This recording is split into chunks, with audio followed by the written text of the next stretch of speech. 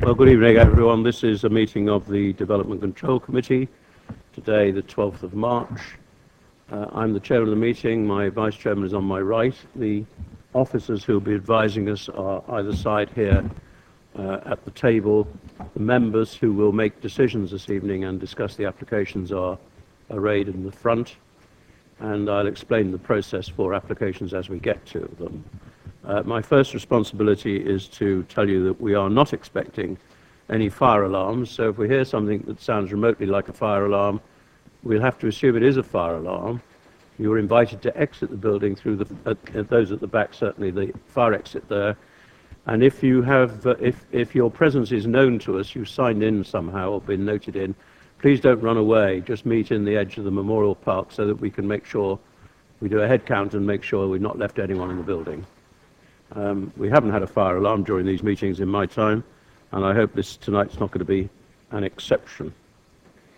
Also to note that the meeting is being webcast. If members of the public come forward to speak, you will be seen on the webcast for the benefit of your uncles, aunts, grandchildren, and so forth. Are there any apologies for absence? Any resignations and replacements? Any declarations of interest? Diane?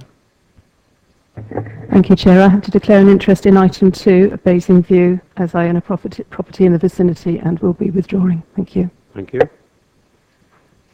We have one announcement from the Head of Service. Thank you, Chair. This is just to make members aware of the publication of the National Planning Practice Guidance last week. This sits alongside the NPPF. The guidance covers a wide range of planning issues, including both policy and process matters, and will effectively replace existing guidance in documents such as planning circulars. Examples of issues directly related to this type of issues that the Planning Committee consider are the imposition of planning conditions and planning obligations. Having reviewed the guidance in relation to the reports before you this evening, there's nothing that would materially alter either the reports or the recommendations, but a note on the planning guidance will be circulated on the members' bulletin in due course. You've all absorbed that, I know. To confirm the minutes of the last meeting, does anybody have any questions or queries on the minutes? If not, is it your will that I sign them? I will do that at the end of the meeting. There are no referrals from other committees or the Council or from the Cabinet. We move on to applications of Planning Commission, and the first item is number 1, Kempshot Park Industrial Estate. I have Julian Jones down to speak from the Parish Council. If you come forward, sir, and it's the first seat on your left as you approach them. And if you just sit there for a moment, we'll start by inviting the officer to present the report.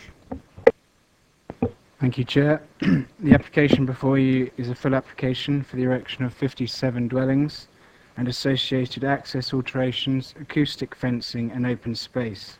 To firstly correct a comment with the agenda, it should be noted that 23 of the 57 dwellings would be affordable, not 24 as commented. The application was subject to a viewing, and amended plans have since been submitted, amending the layout to address the highway officer's previous comments, which principally related to the ease of access for pedestrians.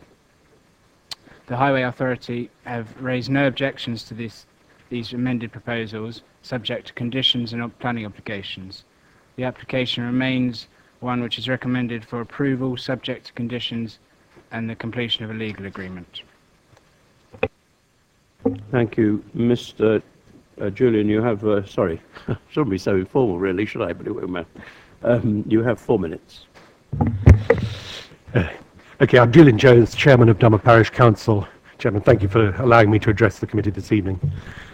Dummer Parish Council is not objecting to this application, but wishes to ensure that development recognises the historic significance of the site and enhances the environment and access to the countryside and leisure amenities. The site has been occupied since the Norman invasion, and as Condition 9 makes clear, this development will be in the exact place where Kempshot House stood until 1972. Kempshott House was famous as a country retreat for the notorious Prince of Wales, who later became George IV. He spent his honeymoon here with his wife, Catherine of Brunswick. It was also the home of the so-called Father of Canada, Lord Dorchester. During the 1939-45 World War, it was the headquarters of the Petroleum Warfare Department, where many of the track-borne weapons that were vital to the success of the Normandy landings were developed and tested. As such, we urge that Condition 9 is expanded to require the funding and installation of a permanent interpretive panel that would serve to remind future generations of the national importance of the house that once stood on this site. We suggest that this should be a stone block with an engraved metal plaque funded by the developers' contributions to public art. Members, when I was first elected in 1999, this industrial estate had thriving businesses and was the home of the Basingstoke Gymnastics Club. But soon after, the terms of the leases were changed and the tenants no longer had any security of tenure, and most left, leading to dereliction and ultimately demolition of the buildings. The site was often occupied by travellers, and frequently there was frequent flying tipping, and it became a no-go area for walkers. The parish council welcomes the development of the site, but regrets that it aggravates the distortion of Basingstoke, with housing remote in the southwest of the town and employment in Basingview and the east, adding to the length of commuters' journeys by private car. The parish council welcomes the provision of a kickabout area, restoring a leisure facility for young, especially as the Neep kickabout area for Beggarwood was never constructed. There is a successful company at Glebe Farm in Dummer, just 1,100 metres from the site. It is accessible by the right-of-way over the M3 bridge. Walking or cycling via the A3 is not an option for that journey. The applicant should be required to maintain the footpath 7 through its length, running parallel with the Basingstoke Golf Club boundary, from Longwood, Copse Lane and Squirrel Drive to its junction with the footpath 8 adjacent to the M3.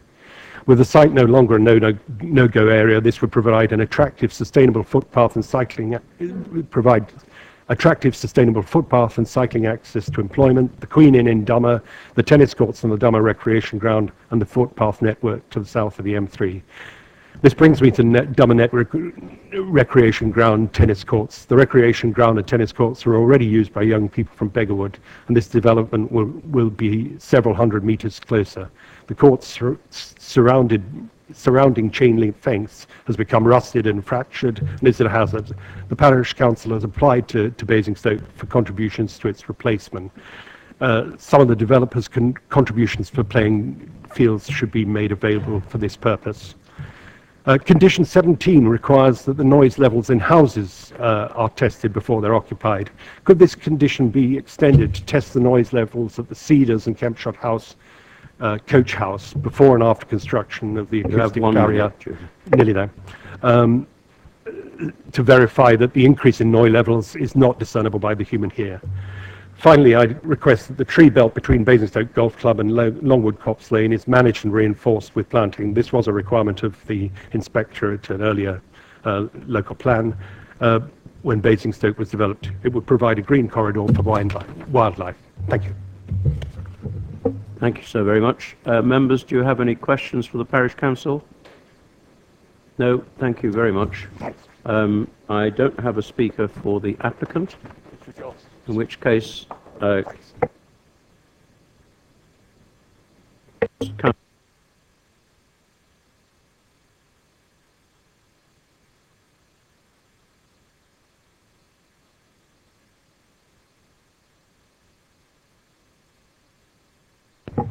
Thank you, Chair. Good evening, everyone. I'm Councillor Terry Reid. I'm Councillor for Hatch-Warren and Beggarwood. Thank you very much for considering this, and I'd also like to thank members for coming out on the site visit as well on Friday. As you will have seen, and as Julian has mentioned, the site as it stands is in a fairly unsatisfactory condition. Frequent fly tipping, and it's also a regular site for visits from travellers. So in many ways, I think many of my residents may see this as an improvement, that there is some development going on.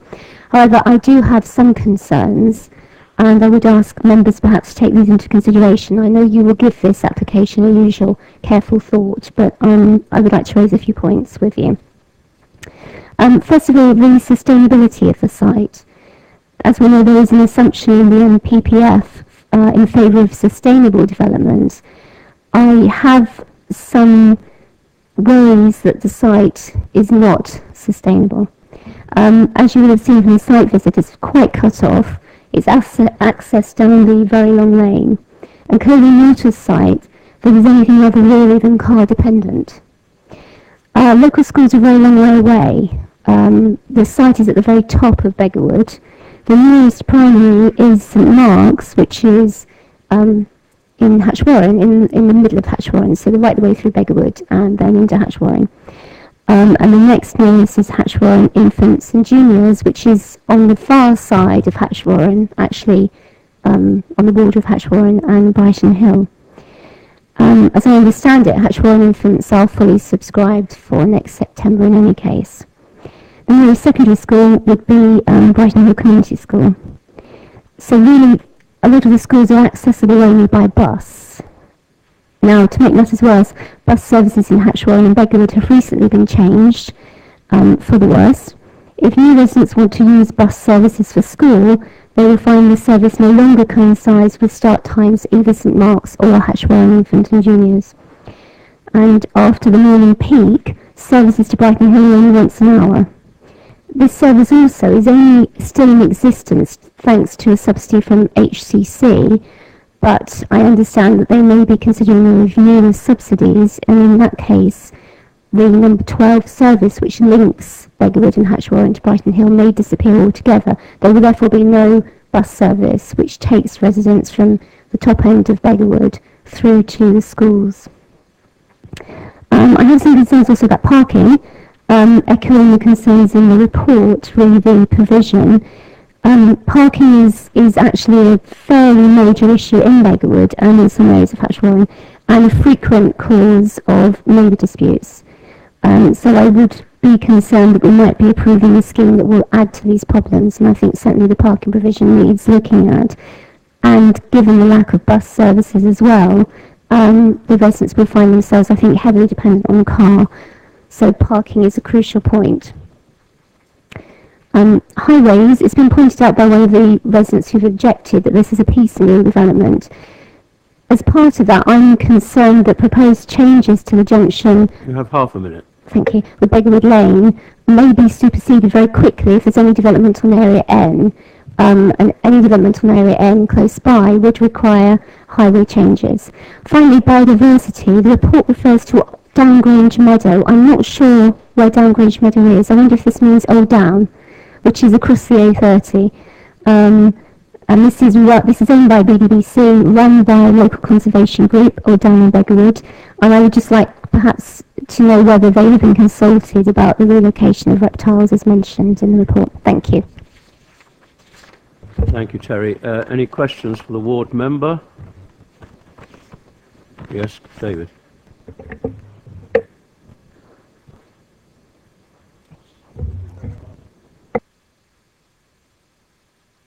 Oh, that's it. Thank you. I just wanted to be clear, if I could, with Councillor Reid, because clearly my own analysis, I think, would fit with hers in terms of the site and how she described it. I mean, it is a very isolated location. By definition, I think it's going to be car dependent. All of the sort of infrastructure issues that you raise, to be frank, I think are pretty unsolvable in the context of this particular application, and I don't see any proposals really in the Beggarwood area in short term, really, which are going to resolve most of these things. And so there are a lot of caveats, it seems to me, and in terms of what the NPPF asks us to look at when we're looking at sustainable sites. Just to be very clear, I mean, are you opposing this application? Because most of the things you've listed are good cause to oppose it, aren't they? What is your position on it, please?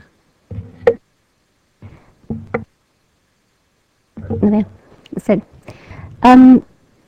I am raising points of concern. I don't want to oppose it outright because I know a lot of my residents do not like the site as it stands. So I'd find it difficult to come in and oppose it per se. But on the other hand, I think there are severe drawbacks with the site, and I certainly wanted to raise it for consideration.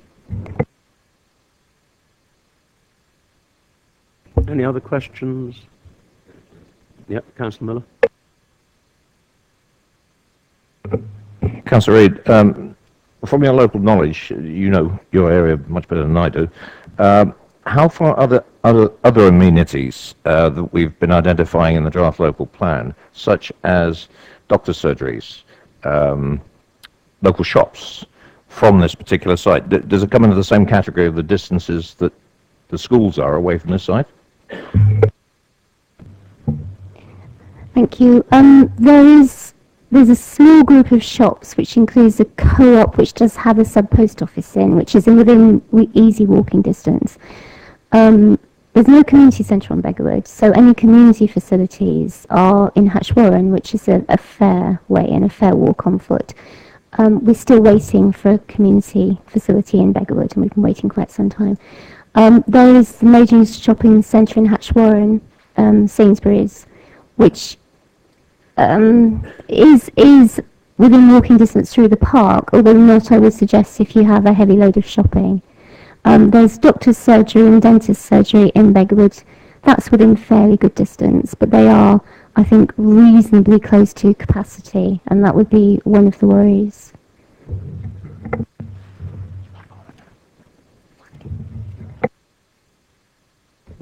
Thank you, Chair. Councillor Mrs. Reid, I know that you do know your area very well, and I thought I knew the schools quite well, but my knowledge is about 2 years out of date. I heard you say that certainly Hatch Warren Infants is full for September, and I'd be very surprised if St Mark's Primary School wasn't also pretty well full, and yet I've read on page 18 of 132 that Hampshire doesn't want to, says it's not possible to make a case for a contribution due to the forecast surplus places within the primary phase schools. Can you just confirm to us that as far as, to the best of your knowledge, those two schools are indeed pretty well full? Thank you. My understanding as the Governor of Hatch Warren Infants is that they are subscribed for September due to the latest intake. I don't have that information on St Mark's, but they normally are pretty much up to capacity, so it would be an assumption, I think, a fair assumption. You mentioned you've been waiting for a community facility for Beggarwood. What's the situation on that? As I understand it from our officer, money has gone through Cabinet to start funding a community facility at Beggarwood. There is also potential Section 106 money from this development, but mainly from a potential development at Area N. That is proposing a very small community facility on Area N. The officers are looking at funding a larger, more suitable facility, perhaps on Beggarwood Park. So as I understand it, the likelihood is that both options will be brought forward, and there'll be a public consultation. Hopefully we will get some kind of community centre, but we do need the public, obviously, to comment on where and what size they would like. No further questions? Thank you, Councillor Reid. Questions to the officers? Paul? Could the officers comment on the question that's been raised about the sustainability of this site? I'm not going to reiterate what's been said already, but of its distance from the rest of the communities in Beggarwood and Hatch Warren against what is expected from the NPPF, and how would they rate this particular site on sustainability grounds, please?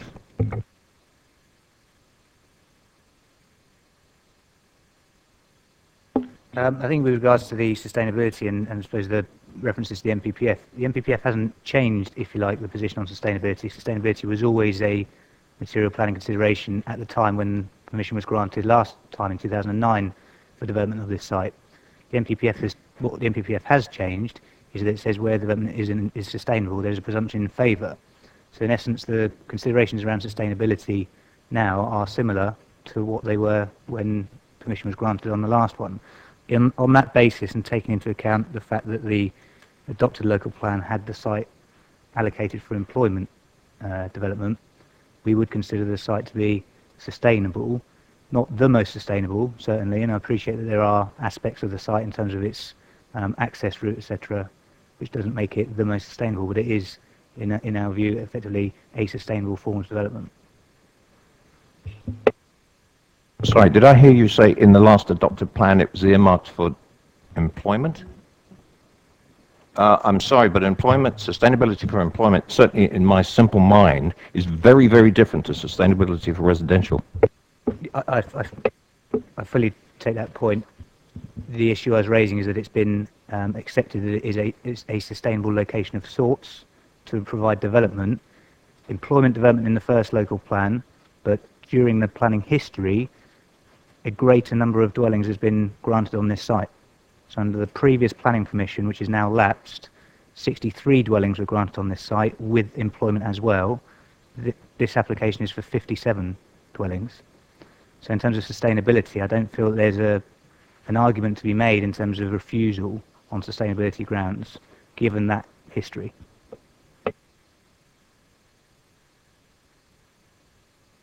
Chris was next, and then Dave. Thank you, Chair. Yes, page 13 and 14 of 132 about the parking. I was quite concerned to read, clearly the highway officer had summed up tandem parking, distribution not particularly successful through the whole of the development, and then at the end of the day, let's ask the applicant to come up with a robust parking strategy. I wonder, could I have some more explanation of what might constitute a robust parking strategy to allay the concerns of the officer? I have another question, but not related to this one.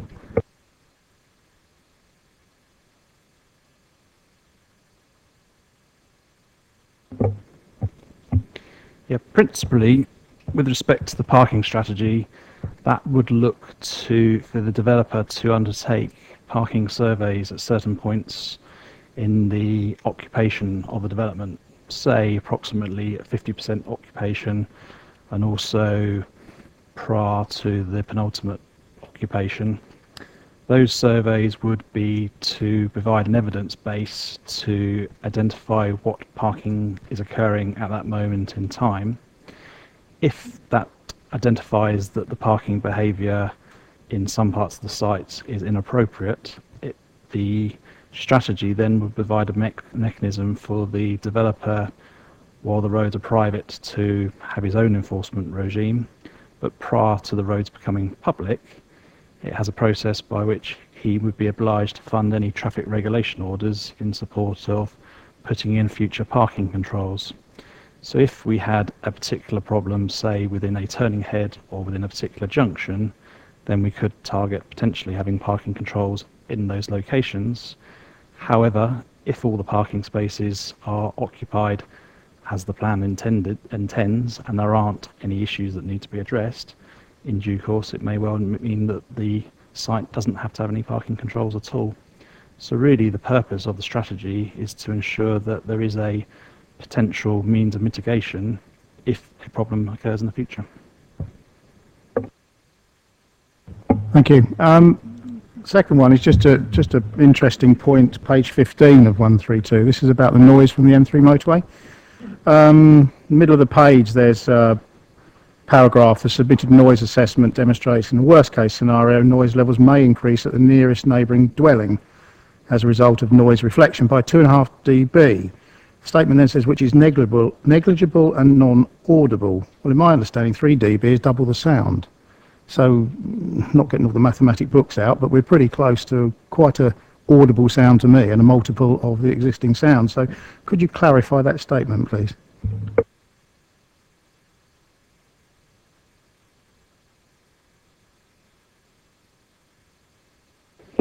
In response to Councillor Tomlin's query, clearly we're not, as planning officers, not experts in noise issues, but the environmental health officer has looked at the noise assessment, has assessed it, has raised no objection on the grounds of the information provided here. So I can't provide any further comfort than that, but certainly there's no objection on the technical stance from the council officers on environmental health. Okay, it's a difficult one because obviously we have a statement there, and I would contest that particular statement. That is quite a increase in sound, certainly from health and safety work that I've ever been involved with in industry. So I don't know where we stand on that, but to me that says it's going to be louder, not inaudible. So a little concerned. Thank you. Councillor Potter, then Councillor Mrs. Tucker. Thank you, Chair. I was just coming back to the question of sustainability. I think what Mike was saying just a moment ago, really, I mean, we return to this all the time in the context of the NPPF, really, and where we are in this regard. I mean, just for the record, I think I'm right in saying, aren't I, that as the borough currently can't demonstrate this supply of housing land for the 5-year period, in terms of the way the NPPF is written and in the absence of our local plan, really, what that says to us, I think, that this development would constitute sustainable development. I mean, I know that seems contrary to some of the sort of things that we've expressed concern about, me included, but ironically, I think that's what the NPPF says, isn't it? And therefore, on that basis, we would not have any bona fide reason, I think, to reject the application. That's right. Just as a caveat to something else, really, that Councillor Tomlins just said, I mean, certainly when we visited the site, and I wouldn't measure this for a second, and it will be for the people who live there eventually to measure this themselves, but there was certainly a sustainable and continuous noise level that we all experienced, I think, from motorway traffic, which was, in my subjective term, unpleasant. I don't put it any higher than that, and good luck to them, really, in that regard. But whether there are acoustic screens and stuff that can mitigate that, I'm not absolutely sure. I'm no expert in that regard, but it was certainly noticeable to all of us who visited the site, I think. Councillor Potter's absolutely right in regards to the 5-year supply. The one point I'd add to that is that effectively this site, because of its previous permission, is actually counted in what supply we can already provide. So this wouldn't provide additional. This is just maintaining our already low housing supply position. In relation to the noise issue, effectively the Environmental Health Officer is satisfied with the noise assessment that's been submitted, that there is or is a possibility of mitigating that through the acoustic fence and through other conditions detailed in the report, whether that be triple glazing or particular types of glazing, to make the living conditions acceptable. That also includes the arrangements of the properties themselves, so that effectively the noisiest part of the site, which I understand to be where the kickabout area is and where the commercial development previously was, is void of any houses. And as you move back into the site, the houses themselves are laid out to effectively act as buffers to the houses further into the site. So in those terms, there's no reason for refusal, if you like, that we could forward on noise grounds. Marilyn? Thank you, Mr. Chairman. Car barns. Can you point me in the direction of a car barn and what it is? I know what you put tractors in barns, but not cars.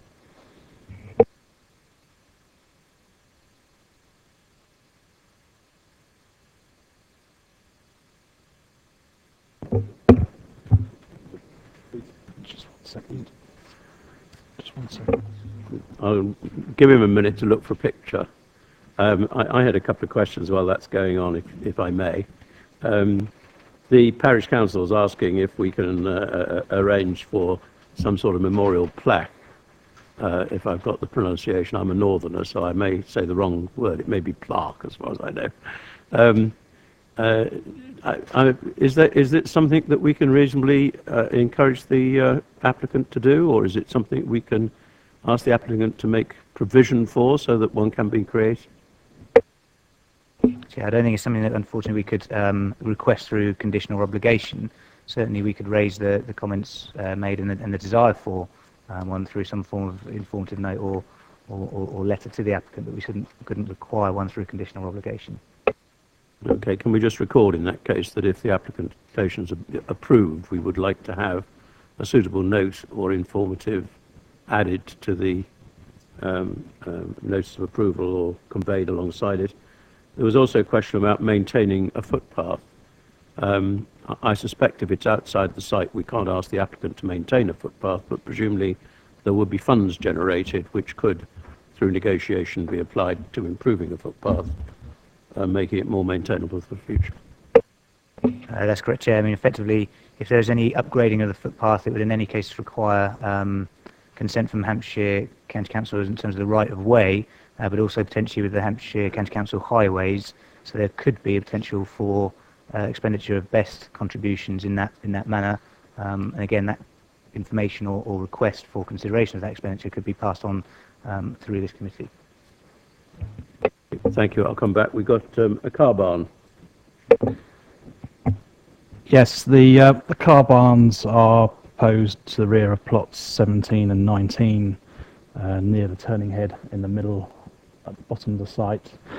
Basically, they are the structures that house car parking as well as some refuse facilities. I understand that with this particular scheme, those structures have also been provided to help with the as a noise mitigation measure, and that's why they've been proposed to be that shape rather than being more tightly drawn to just be, say, like a garage that we've got elsewhere. So, in other words, they're doorless garages, is that right? It was called carports in the olden days, isn't it amazing? And in near where I live, we gave planning permission for a set of houses with car barns, which have all been turned into closed garages, and you can't see the house behind them anymore. Was there any other question from members?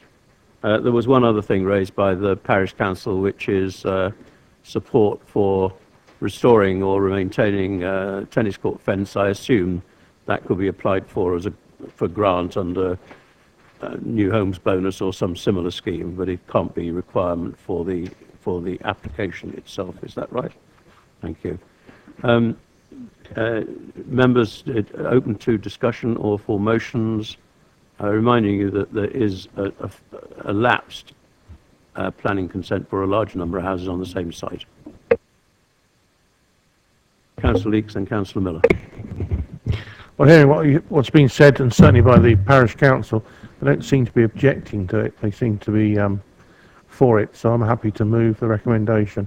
I also would like to see some sort of obelisk or stone or something that's giving the history of what was there before. So I would move the recommendation. Thank you.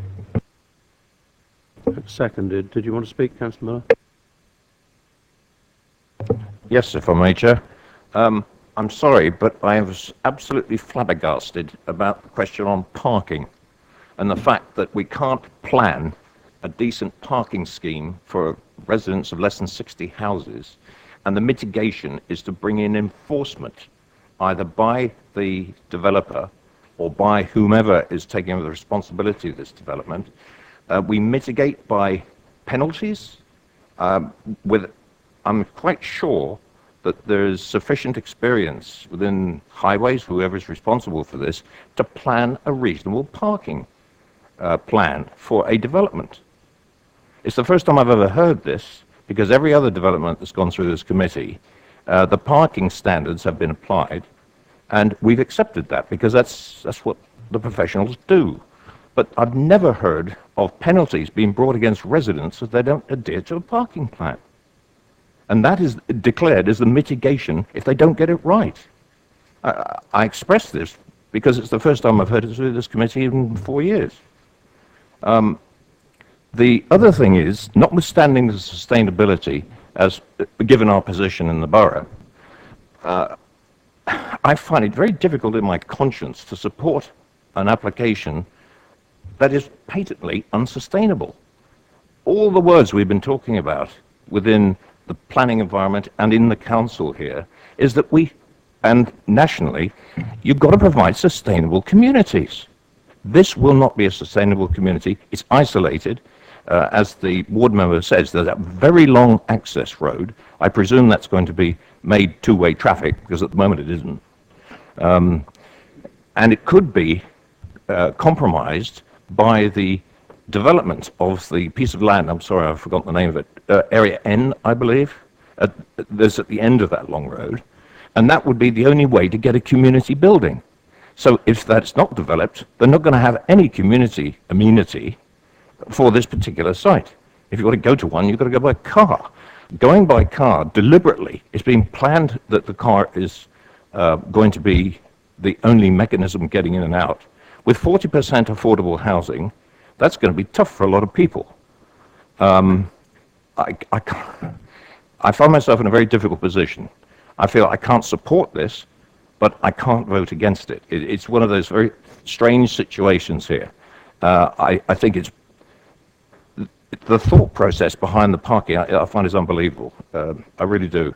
So I'm going to leave it there and see if any other members want to speak on the general subject. But I consider it very unsustainable.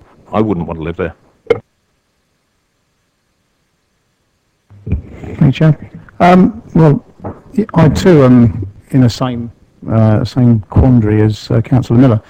I mean, this is an application in front of a planning committee.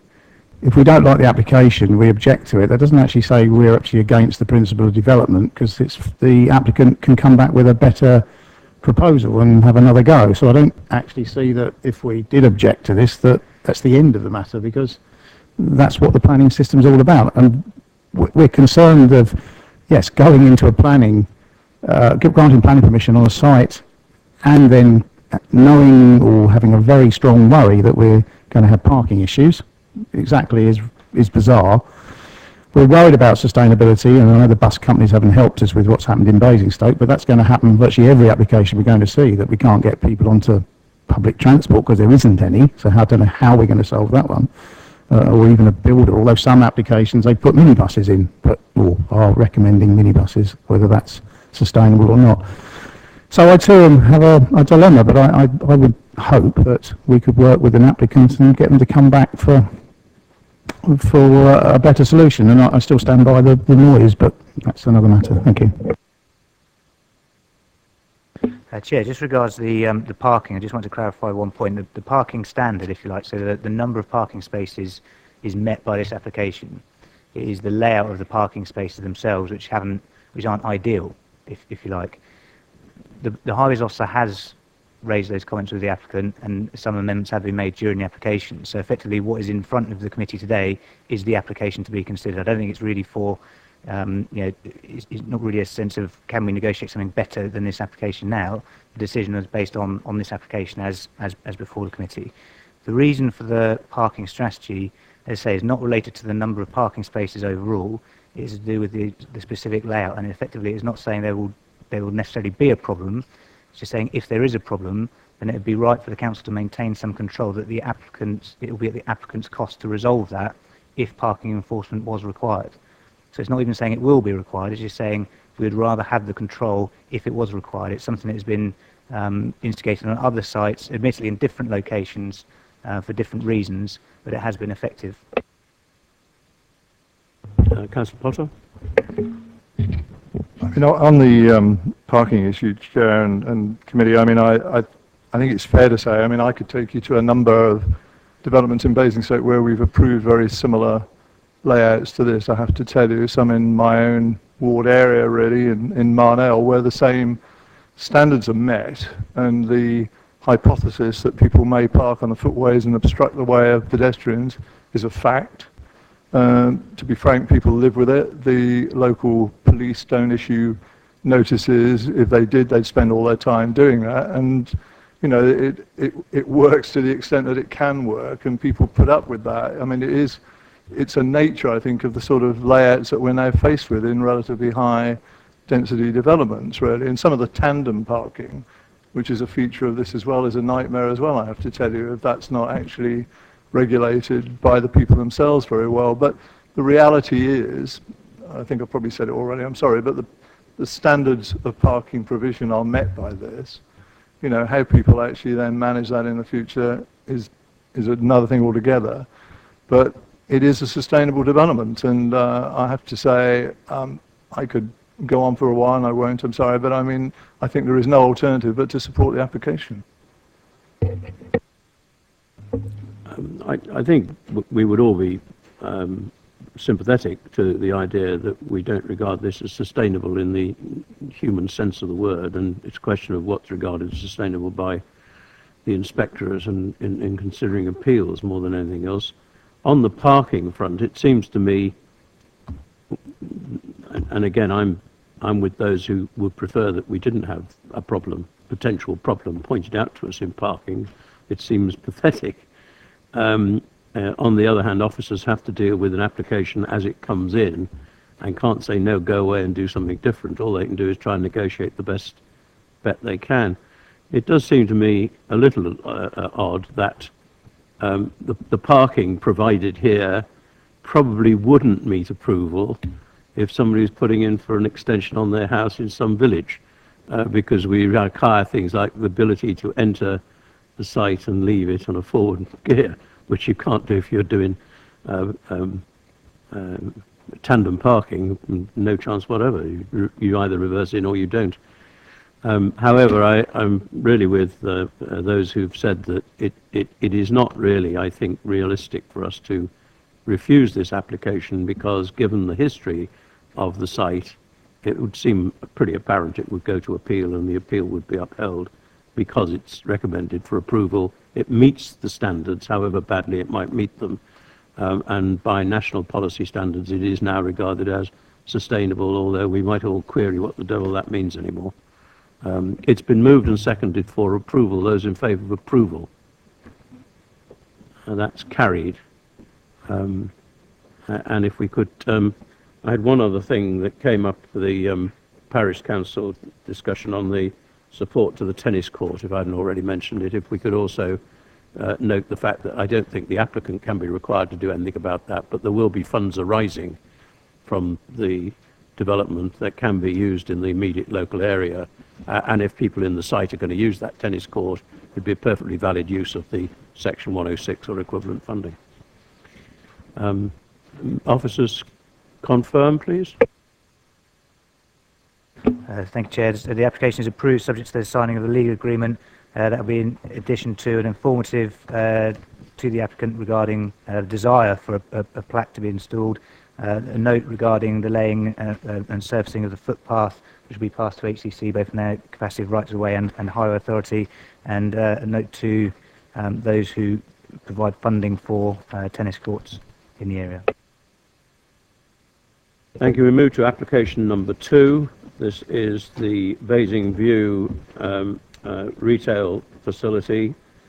I have, before officers present the report, I have Mr. Banham to speak. If you'd like to come forward, sir, to the first seat on your left as you approach. That's it. If you just sit there for a moment, and I'll get officers to present the report. Thank you, Chair. The application before you is for the erection of a combined non-food and food store following the demolition of existing structures and including associated landscaping, engineering and infrastructure works. This includes principally the realignment of the western arm of Basing View Road, some 50 metres west of its current position. The application was subject to a viewing, and members will note from the update that as a result of additional dialogue between the applicant's transport consultant and key stakeholders in the area, notably the police, an amended off-site highway scheme has been proposed to Eastrop Roundabout and Festival Way. This scheme would still allow emergency vehicles to enter the roundabout from Eastrop, whilst in theory increasing capacity onto Festival Way from Eastrop Roundabout. The scheme will be subject to further review by Hampshire County Council Highways, as well as and will require an amendment to the existing traffic regulation order.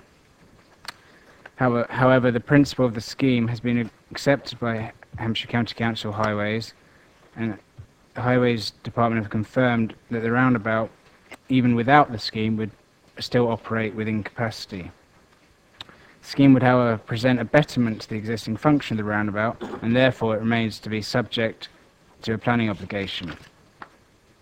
Members also will note from the update that an additional comment has been made from representatives of Festival Place, as well as some changes to the recommended conditions in the agenda. Overall, the scheme will bring significant socio-economic benefits to the area. It will contribute to the long-term regeneration of Basing View. It will bring a vacant brownfield site into a new commercial use and improve pedestrian infrastructure following the removal and infilling of 2 underpasses within the site boundary.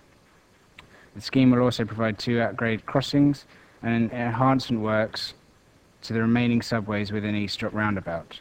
The application is recommended for approval, subject to conditions and the completion of a legal agreement. Mr. Banham, you have 4 minutes, sir. Thank you, Chair, and members of the Planning Committee, for the opportunity to address you today. My name is Jonathan Banham from Waitrose, and I'm speaking to support the application on behalf of John Lewis, Waitrose and Muse Developments. I do not have a lot of time to outline all the aspects of the scheme and the numerous amendments made, but I'd like to highlight the long process which we've gone through as part of this planning application and the evolution of the proposal in response to the consultations we've had. I commend your officer's report to you and his recommendation for approval. John Lewis and Waitrose have separately had long-term ambitions to develop shops in Basingstoke. The plans you have before you this evening represent a combination of almost 10 years of active dialogue with the Council. As part of this application, we propose a new concept, John Lewis at Home and Waitrose Shop. We're able to offer both at the same location as a consequence of the operational benefits we are experiencing at our Ipswich store, which is the only constructed store so far. Prior to the submission of this application, we worked closely with your planning team and engaged in a number of pre-application meetings and discussions. As part of our consultation, we engaged extensively with the community, undertaking public exhibitions which have received over 1,000 responses with some 98% support. We've also engaged separately with a number of key stakeholders. The proposals are innovative in that they bridge across both sites C and F in Basingview and bring the use sites which the Council have long-term aspirations to see developed as part of the Council's agreed master plan and vision for the area. The site is a key gateway between the town centre, the railway station and Basingview, and subject to the Council's draft revised plan being adopted, will become part of the town centre. As part of the proposals, our development partners Muse are proposing to enhance the links around the site, both within Basingview and within the town centre as a whole, secured through a Section 106 agreement.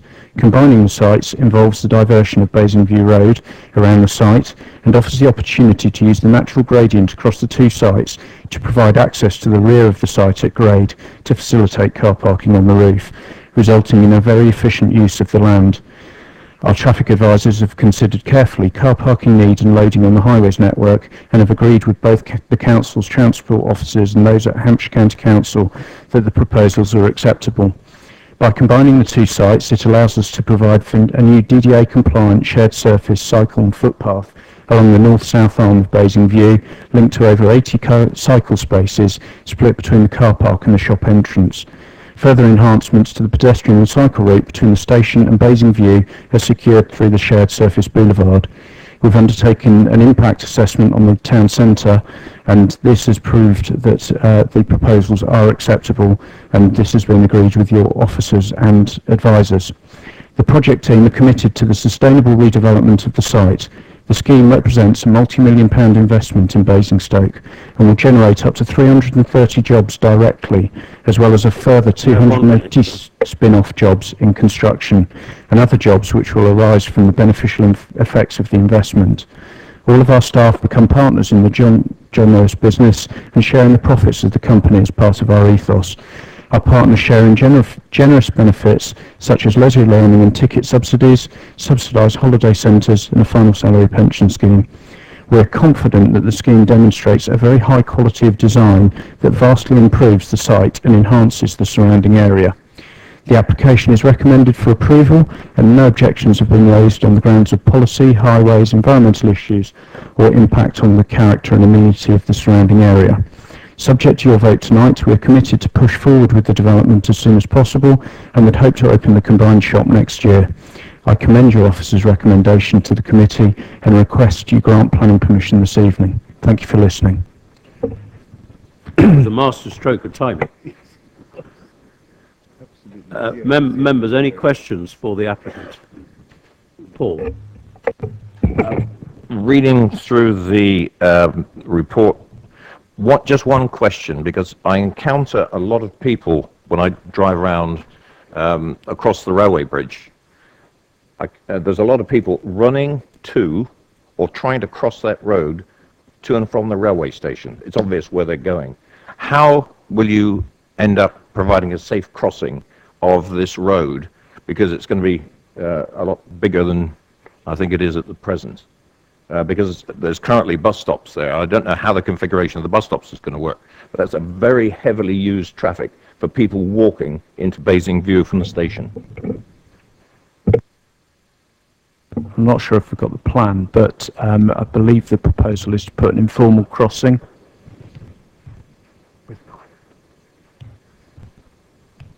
So, at the rear of the site, there's informal crossings across the road, and I believe there are traffic islands.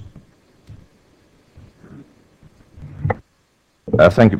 That's my concern. They're informal crossings. We're now going to generate a main entrance into this particular retail, of which I welcome this 100%.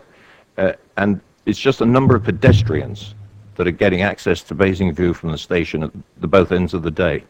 I would consider that the traffic is going to increase because the store is going to be there, and that's my prime consideration, is pedestrian access across that road to the station.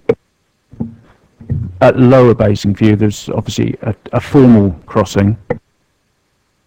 Could you have it shown on the map? Because you're using the expressions Lower Basingview, Upper Basingview. I think it needs to be clear. That's Lower Basingview that's being shown now. There's a formal crossing being put in there, which will link between the station and the office properties on the south side of the of Basingview. At the back of the site, unfortunately, it's just off the screen. Is I think the Norn Hill crossing, where the informal crossings are. Because that's where most of the pedestrian activity takes place, when they're going into the northern side of Basingview in the morning. That's just personal experience. That's where the main pedestrian traffic is. By the roundabout, there is actually a crossing with an island in the middle. I think some of these are matters for highways to address, because the applicant can't address them without highways agreement. So I think it's a good idea. We could pick them up with highways in a minute, if that's agreeable to you. I can't remember who was next. Chris, are you next? Oh, Councillor Hood was next, right? Okay, so everybody hands going up. Thank you, Chair. My question relates to the pedestrian access as well. Right, yeah, do that. Make a start. Good evening, Mr. Banham. You quite rightly identified the importance of the link between Festival Place, the railway station, and Basingview. But currently, the access between the railway station and Basingview is pretty grim. It's a narrow pathway, high up, overlooking the old quarry site. How do you intend to improve that safe pedestrian access with increased volume, which we hope will generate? This was something that was put to us very early on in the application, and unfortunately that pedestrian footpath is not within our control to be able to improve. Obviously you'll be aware of the levels difference either side of it, and the ownership of the land either side of it is not within our control. So what you're saying basically that this pathway is obsolete in a sense, but how do you intend to overcome? What sort of alternative access do you plan? Because you'll still require access from the railway station to Basingview. That access is being maintained. At the eastern end of the access, there will be some new steps provided, which will open out onto Basingview, but that's all the works we're proposing to that pedestrian access. And obviously we're improving the access from southern Basingview, so lower Basingview, near the East Rock roundabout. There'll be a new boulevard connecting across to Lenson Link. I've got Councillors Bound, Tomblin and Potter, I think. Councillor Bound? To the applicant, do you intend to somehow control the parking on the top of the building? Because I can see that people might possibly want to go to Festival Place after visiting your establishment, but how do you know how long they've been there? Our car park management regime for the site will be covered through the Section 106 agreement, but the proposals are that we will put in the infrastructure for pay and display car parking. Potentially we'll offer 2 hours free car parking and charge beyond that to discourage people from staying for longer. And Councillor Tomblin? and Councillor Lee. Thank you, Chair. Good evening. A couple of questions. Can you tell me the opening hours? Are you 24 hours a day except for Saturday nights and Sunday nights? No, typically Waitrose stores open 7 a.m. to 10 p.m. John Lewis open between 8 a.m. and 9 p.m. Most weekdays. Sorry, thank you for that. So the next question, I don't expect you to have the figures, but just an idea. Do you have a sort of shopping profile of your similar store? We hear one in Ipswich was used. The sort of volumes of people you might expect to use your store between 8 and 9 and peak hours 8 and 9 in the morning and 5 to 6 p.m. in the evenings.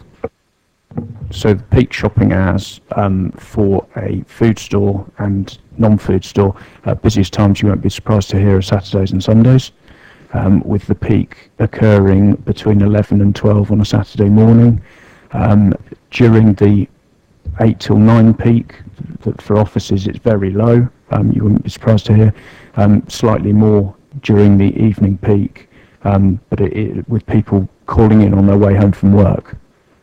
So, right, thank you. And the very last one was we have read reference that was reference made to your Ipswich store. Could you just share with us the similarities to its location to ours?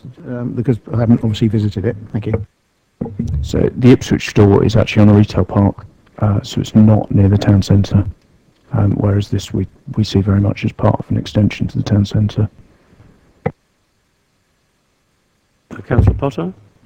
Thank you, Chairman. I mean, take your advice. It may be on some of the traffic issues I mentioned, that there are others who can answer it rather better, but Councillor Bowen made the point, I think, about the attraction of this car park that you're going to be providing, and it does seem to me, notwithstanding a pricing policy, it would be an attractive car park to commuters and certainly people using the railway station. So I guess, you know, that is going to be a consideration in terms of who are going to be given priority in terms of the car park, and I don't know whether the developers have a view on that. The other area I just wanted to talk through, if I could with you quickly, get an answer on the service yard itself, the delivery area, the types of vehicles, both small and larger lorries included. It talks about in the report the successful operation of the service yard will be dependent upon the careful management of this facility.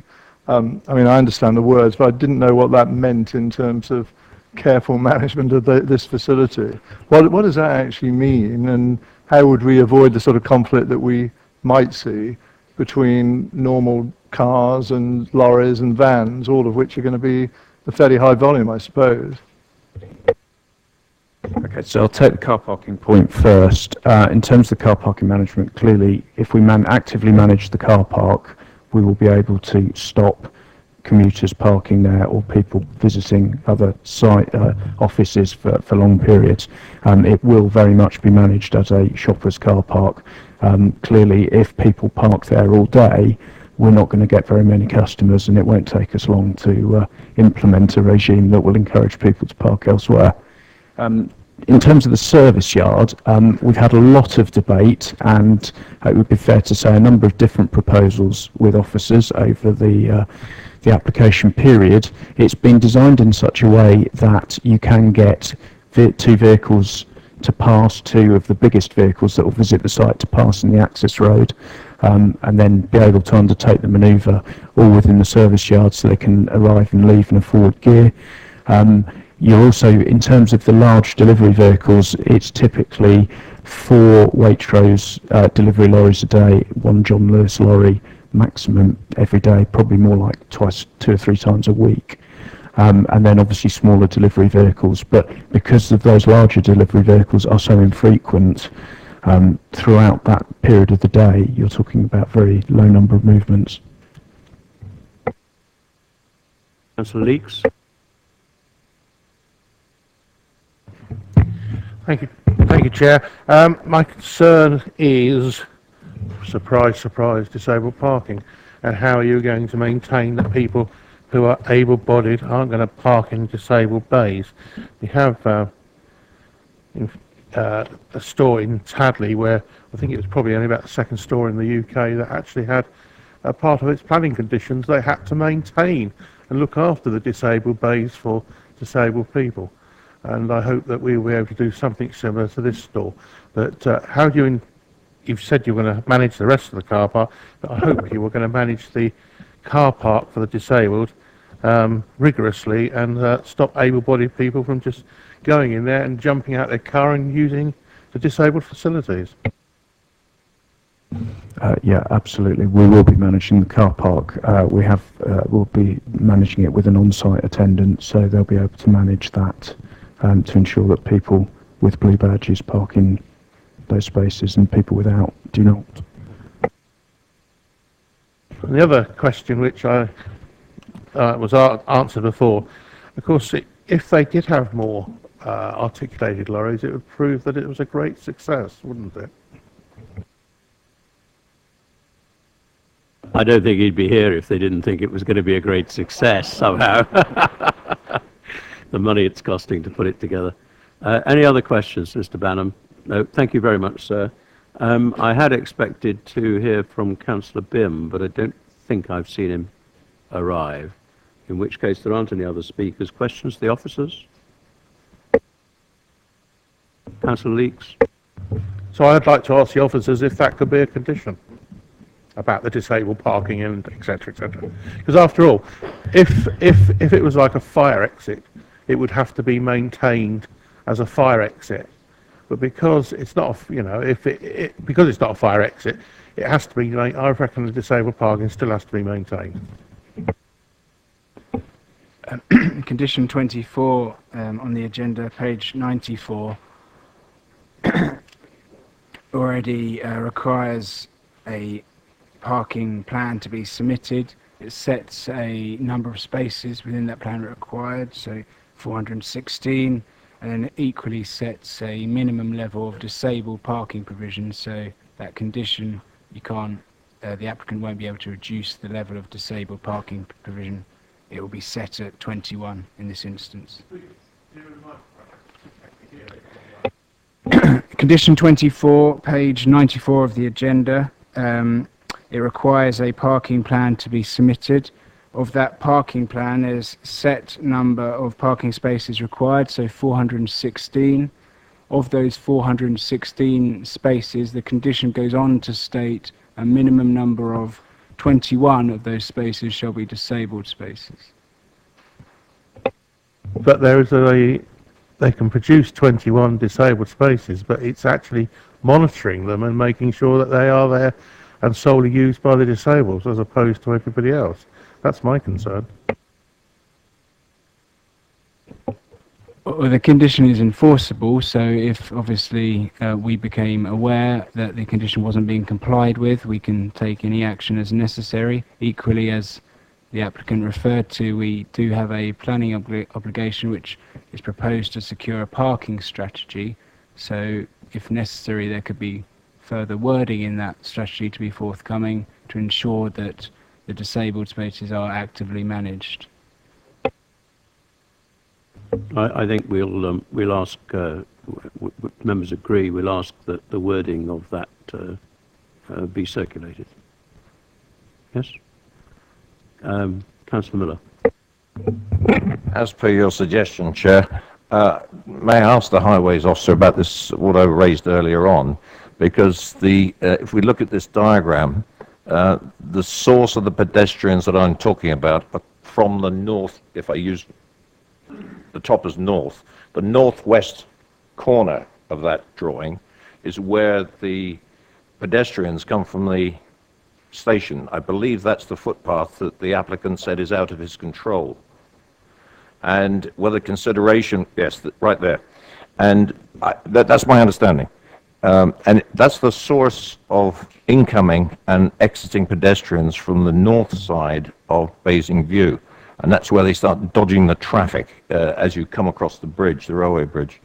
And was that taken into consideration when Highways were examining the the crossings, because the one at the lower end of Basingview is a long way from where people want to access the offices at the top. Bearing in mind we're expanding Basingview as part of the council's regeneration programme, and the pedestrian traffic could increase.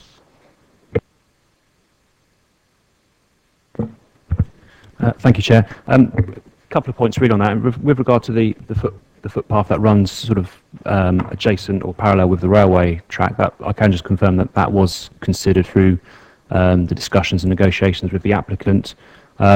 We agreed with the applicant that doing any sort of significant widening improvements to the footpath wouldn't be possible due to both land issues and also the topography of the area where the land can fall away on one side. Although we did give that some consideration. Just to clarify, the footpath will remain open. The only change is a change in the way that the steps are formed, but they tie in with the proposed realigned Basingview. With regard to your point, where there's a heavy demand, if you like, of pedestrian flow along the top there, which I've observed myself when on site, we would, in terms of considering, correct me if I'm wrong, I think your question was around a controlled form of crossing in that location potentially.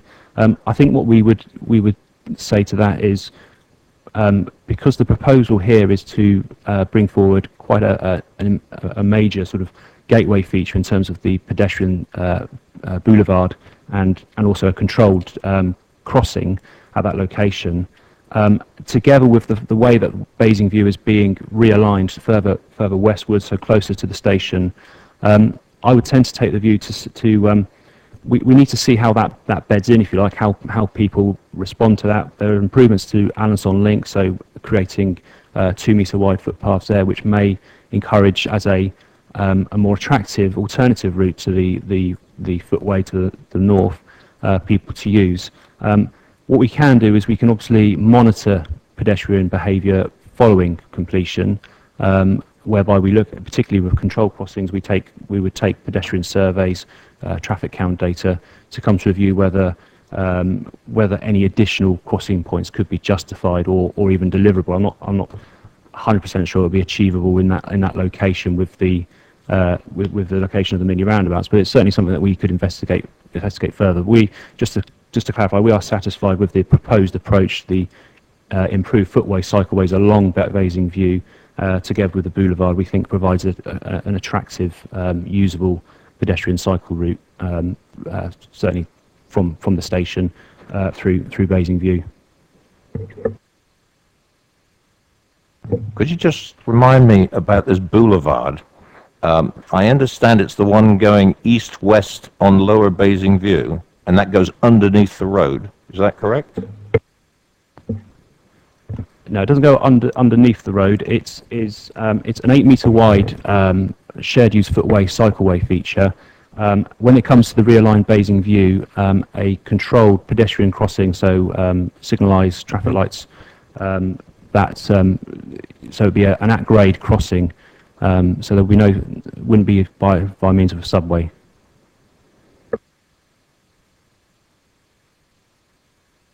I've got other speakers in a second. Just as a comment, I think at this point, rather than us get further and further into that, it seems to me that the overall issue of pedestrian and vehicular safety in the context of the development of Basingview as a whole, including this site, it is a matter for the council to pursue through our transport officers and with county highways, not something that can readily be resolved in the context of one of the applications. There'll be many applications, hopefully. So maybe a message can go from this committee to another place urging that be looked at more closely, because it doesn't appear to be entirely satisfactory, and I'm with you on that. Now, I have several speakers. I did mention that I was expecting to see Councillor Bierman, who did notify me that he might miss his slot, and he did miss his slot. And therefore I'm not going to be dictatorial about this. Is it your will that you would hear briefly from Councillor Bierman? Nemini, that's Nemini contradicenti, but you have to go and sit up the top there. Martin, where it says public speaker. I heard everybody echoing the term briefly. Well, fortunately, Chairman, I think I'm time limited anyway. I will be brief. I don't know what's gone before, but thank you for your ability to be a bit flexible. I'm here principally to talk about the issue of cycling, and I think it might have been touched on just as I was arriving. And I was trying to find within here an interesting new term, but basically it isn't to say that the cycling has been vastly improved. It says there's sort of a marginal improvement, and I've lost the word because it's somewhere in the midst of this and my pages weren't numbered on the website. I'm concerned that this is an opportunity to do great things in an area around the Eastop roundabout that could improve cycling, and the opportunity is being lost. Now, this is a very popular development, I don't doubt that, and that's perhaps given us a bit of extra enthusiasm to get on with it, but it should really not have come forward before a master plan showing all the access points and how things would be integrated could be done. If we could possibly have the plan up that was up earlier showing the top side of the development with the road layout. I can tell you I've just come from Chinham on my bike past the top end across the railway bridge there, and what is proposed there, a mini roundabout, if I may go, the new mini roundabout just to the left where it's there, that's right. Now I would like to know how one gets from the bridge to the southern side of the pedestrian stroke cycleway without putting oneself in substantial danger. I can tell you that firstly to get across from the bridge wouldn't be easy, but if one once got across, few cyclists are going to go virtually into the site, across and then out again. They're going to go across the roundabout and compete with traffic turning left. I just think it's a lousy solution, and I hope that the highways can be persuaded to review that in cycling terms. Equally, I have been persuaded by the developers and Simon and sundry other people that by the road swinging out more, it's on less of a gradient, therefore it's more cycle friendly. And going home at night and to have a lesser gradient sounds great to me. But coming down, you come to the boulevard that you were referring to earlier. What do cyclists do there? Thank you very much. You either have to, if you're coming from the north, turn left and then do a very tortuous route round and down through the underpass, which is always hairy because pedestrians don't like cyclists coming through there, particularly because it's difficult not to build up speed because of the slopes. So I predict that a lot more people will be pushed onto the Eastop roundabout. And the Eastop roundabout, if you read your Gazette a little while ago when I did a little tour with the chief reporter, that was a thing that she found the most hairy and uncomfortable, was going around the Eastop roundabout, and really said she didn't want to do it again in her life. And I suggest that this particular layout is going to push more cyclists onto the Eastop roundabout, which has no cycle-specific provision there. So, as I say, it is overall, the development is great, but from a cycling point of view, whatever is mentioned here in this document about it being an improvement, it's a smidgen improvement, it's not a vast improvement, and it should be a vast improvement in terms of Basingview theoretically being a green development, we keep saying. Thank you, Chairman. I hope that was short enough. The lights haven't been changed. Outstanding. Thank you very much. I think that sort of reinforces my view that there's a council issue here. As opposed to a planning consent site-by-site issue. There's an overall planning issue here, which is about using the development of Basingview to improve pedestrian and cycle access across it and round it and through it, rather than simply site-by-site say, well, that just about works. Like, really what I think we've been saying. Segregated, if I may say, wherever possible. Segregated the two. I'm totally against segregation. I've always been against segregation. I have Councillor Tomblin, Councillor Bound, and I think I saw Councillor Potter. Councillor Tomblin. Thank you, Chair. Well, yes, I think the words master plan, Basingview. Sorry, we are on questions still. Yes, sorry, to the officers. Well, really, it was the question. The first question I have is, could you just clear up for me this boulevard crossing, Toucan crossing and underpass? Is there proposals to have a Toucan crossing actually on that north-south link? That's the first question. Yes, there will be, yes. Okay, so can I plead that that's made an underpass and not the Toucan crossing, not like we've just done on the A33 down at Lidl's, because that is absolutely mad.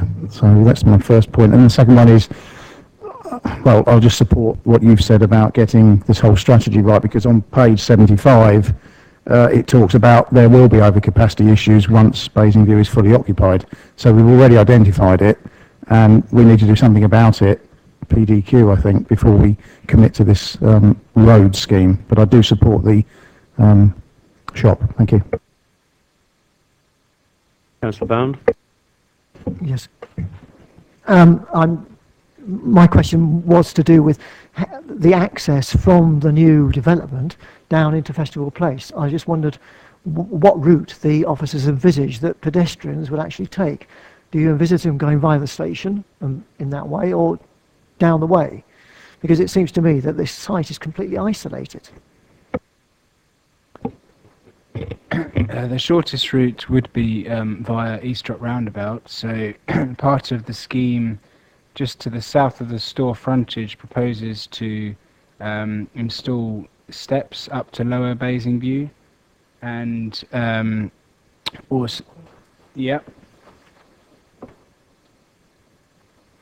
and also improve the gradient of the ramp going up to Lower Basingview, which is at the same point.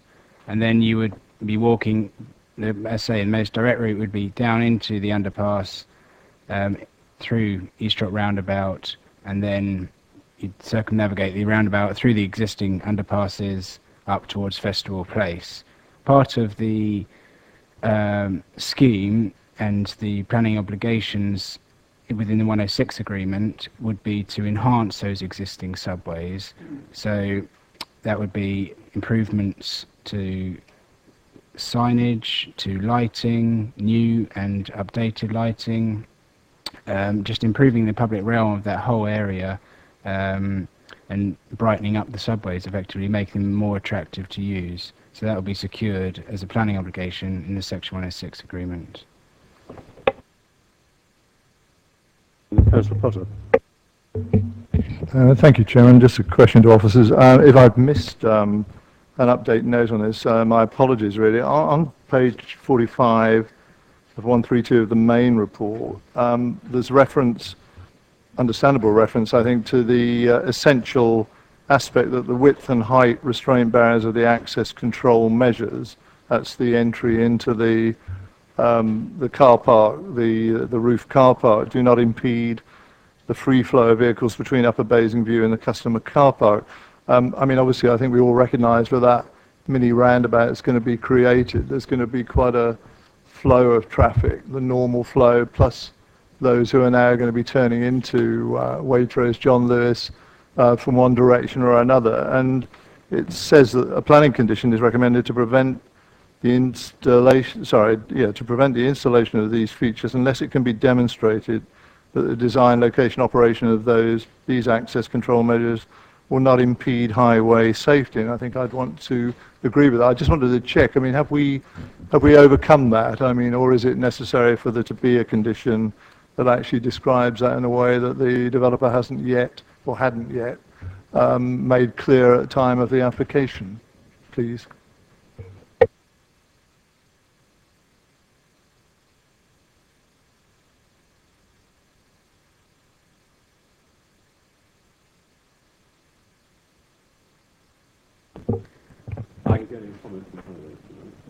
I can do it if you want. You can go if you want. If you want to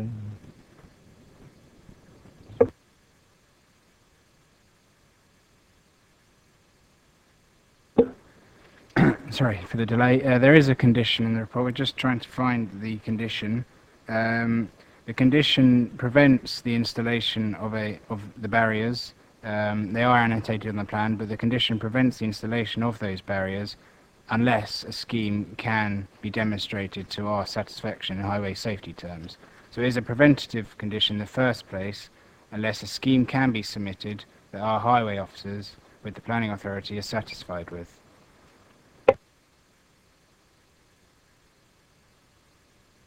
I didn't have any other questions. I'll open it up to discussion or motions. Councillor Leeks. Yes, Chairman. I'd like to propose the recommendation, but I still am a little bit concerned about this disabled parking. Yes, it says you have to have 17 spaces or whatever it is, I can't see, 21 spaces, but it doesn't say that you have to police them to make sure that disabled people use them. And as I said before, we do have, without swearing, we do have another supermarket in Tadley that has to police these disabled parking, and they do so, and it was a condition put on by this council that they had to, when they went for an extension. We did agree that officers would work out a set of words which would be circulated in order to provide that. And with that then, Chairman, I'm happy to propose it, the recommendation. It's been moved for approval. Anybody like to second it? Councillor Miller? Please just... All right, one on each side. George, in that case. Any other speakers? George? Thank you, Chair. Obviously, this is a welcome development. It's got a lot of pluses, although it's got a few concerns as well. I think one important thing from my perspective is the fact that the whole site is a brownfield site. We're not losing any more of our green pastures.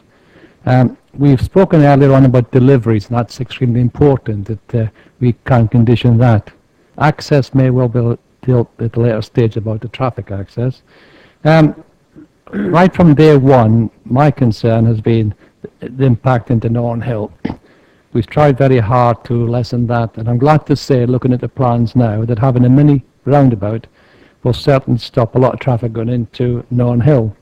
Also, a reminder that the Gressley Road development is going ahead, and part of their conditions is to have a connecting bridge between Gressley Road and Basin View, which will also help the traffic. And I think that on balance, I'd be quite happy to support this, but certainly concerns about the access, and I think that highways with the council needs to perhaps look into it a bit further.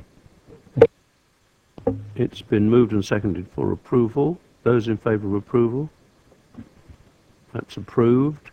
If officers like to confirm that, and we will, I think I will write, if you're in agreement on your behalf, to the chairman of the appropriate committee, which I think is probably EPP, while it's still alive, urging that they look more closely at the overall traffic and pedestrian and cycling implications of the Basingview and related nearby developments as a whole, and ensure that they are getting a sensible proposition from the appropriate people, Hampshire and our own traffic people, to ensure we get a better outcome overall, rather than anything that might be conceivably worse. Yes, does everybody agree with that? Officers? Just to confirm, the application has been approved, subject to conditions, the agenda and the update paper, and the completion of a Section 106 agreement. And in addition, we will be circulating the wording associated to disabled parking, provision and management that will be coming forward within the car parking strategy. I'm confident that Waitrose and John Lewis will be delighted to do everything they can to support that final point. Right, thank you, ladies and gentlemen. It's now for item 3, Stanley Close. I have Mr. Cooper who might want to speak. Are you here, Mr. Cooper? No? But I was going to say that it's strictly not appropriate for speaking, because we're not considering this application, we're considering the report that's come, that this has come back to us as a deferred application, and therefore we've no new evidence on which to speak other than a confirmation of, I think, the height of the building. But officers will present the report. Thank you, Chair. As you say, this is an application for retrospective approval for an amended house type for a development at 5 Stanley Close in Bulghurst.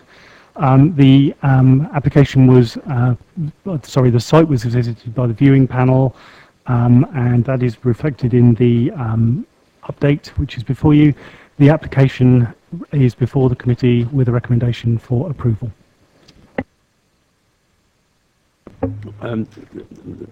Just remind members, this was deferred for a site visit, and also we asked for confirmation that the roof did not exceed the height as stipulated in the original planning consent. Any questions for officers? Councillor Bound. Just a number of questions, Chair, if I may. First one is, were you to refuse this application, would Thomas Holmes or the householder be responsible to put the roof right? Shall I do it again? Okay. Were we to refuse the application, would Thomas Holmes or the householder be responsible to put the roof right? The enforcement action would be taken against the landowner, which in this case now would be the householder. Thank you. Right.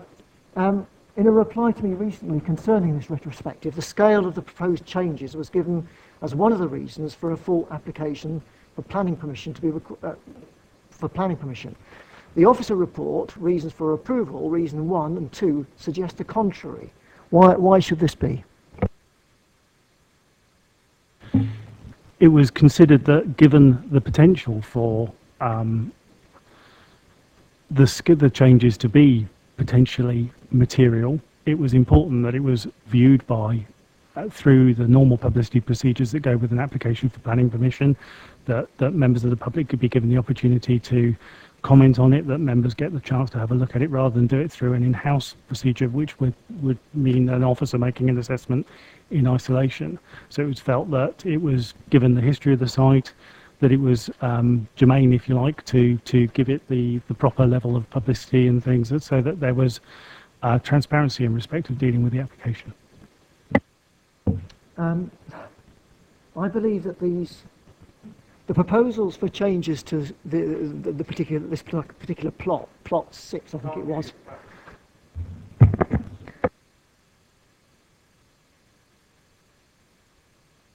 Plot 6, okay, which is now 5 Stanley, was, I believe the alterations were notified to the borough as long ago as August 2011. There were changes to fenestrations and the porch, I think, along with changes to the roof. If I'm right in thinking, I think that changes to the fenestrations and so on were approved, changes to the roof were not approved. Am I right? You are, that's right. We would consider that the other changes that were detailed were not materially likely to cause any further, or have potential to have any further impact on the amenities of neighbours, on the street scene and the various, the look of the building. However, the profile of the roof of the building, whilst in this application was considered, it wasn't particularly significantly detrimental in respect of what had previously been approved. It was felt that it was proper to, the potential for additional detriment was there, and that was why it was proper to go through a full application procedure in respect to this application. Okay, so the question that follows on from that one, if it was known about in sort of way back in sort of August 2011, why is it we've just got a retrospective through when it's already built and somebody's living in the house?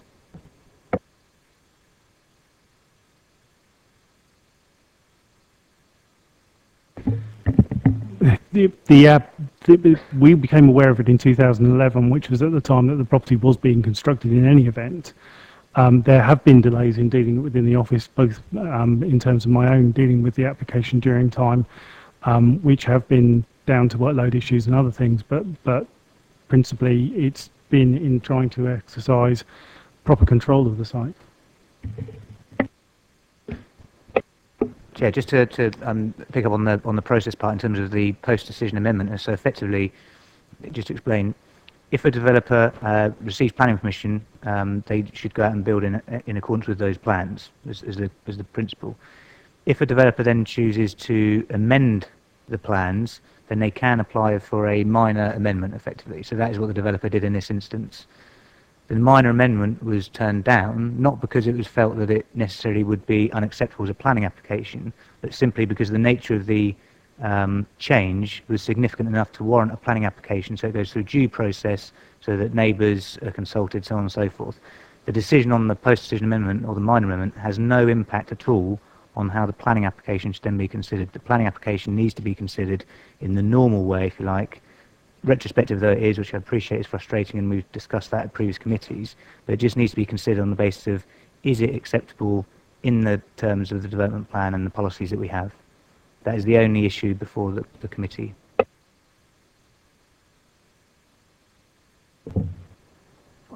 I find that difficult to accept on behalf of the people who live in that locality. I mean, I know from the objector, principal objector, notified the borough in December 2011 that it wasn't being constructed as per the plan. He then heard nothing whatsoever from the borough. There was no answer was forthcoming, and it went ahead. I think that's probably cause for complaint. However, it's not germane to the planning application aspects that we're here to consider tonight. So I suggest that if you want to pursue that, we pursue that outside of the Development Control Committee process, because it requires investigation and it requires a real answer to be given, which is not relevant to whether we approve or disapprove of this application. And I think, you know, in defence of officers, I've had situations in my own ward where officers have allowed what have been regarded as minor amendments during the course of construction, which the neighbours of the property concerned didn't think were at all minor, and we'd be very upset and think it should have come to a planning application. So these things are very nicely balanced and judged, I think.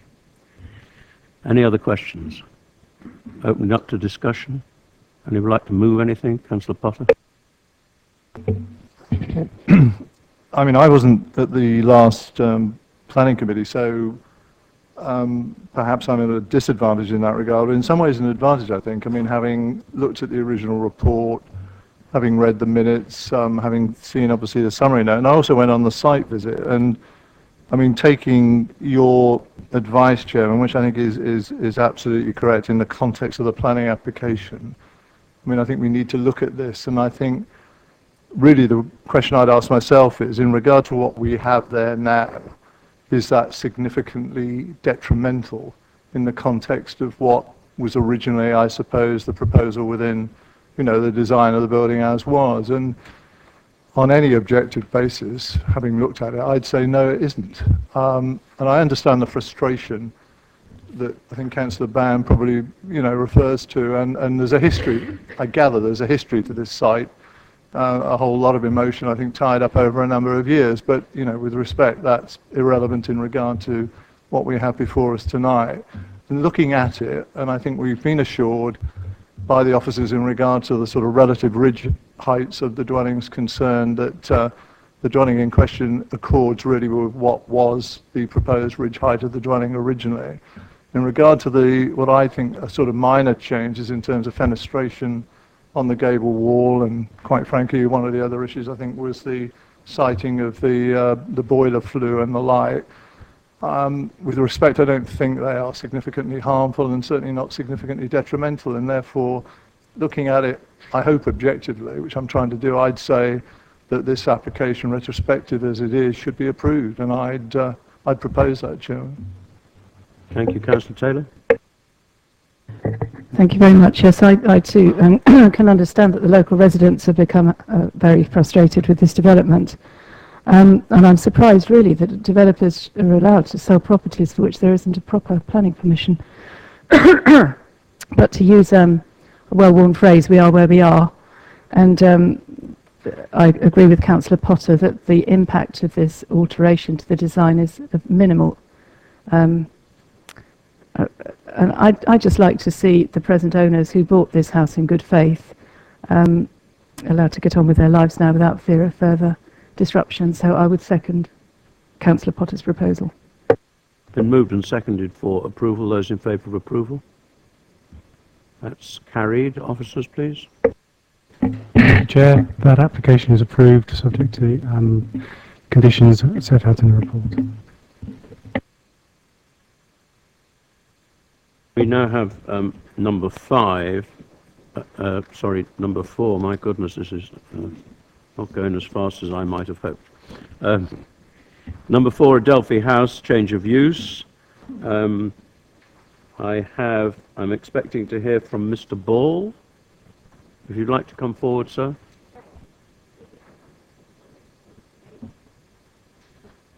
Yeah, we would hear the applicant after we've heard the objector. And if you'd like to just sit there for a second, I'll ask the officers to introduce the report. Thank you, Chair. This is an application for a change of use from a restricted D1 use to use as a children's day nursery, which is also within the D1.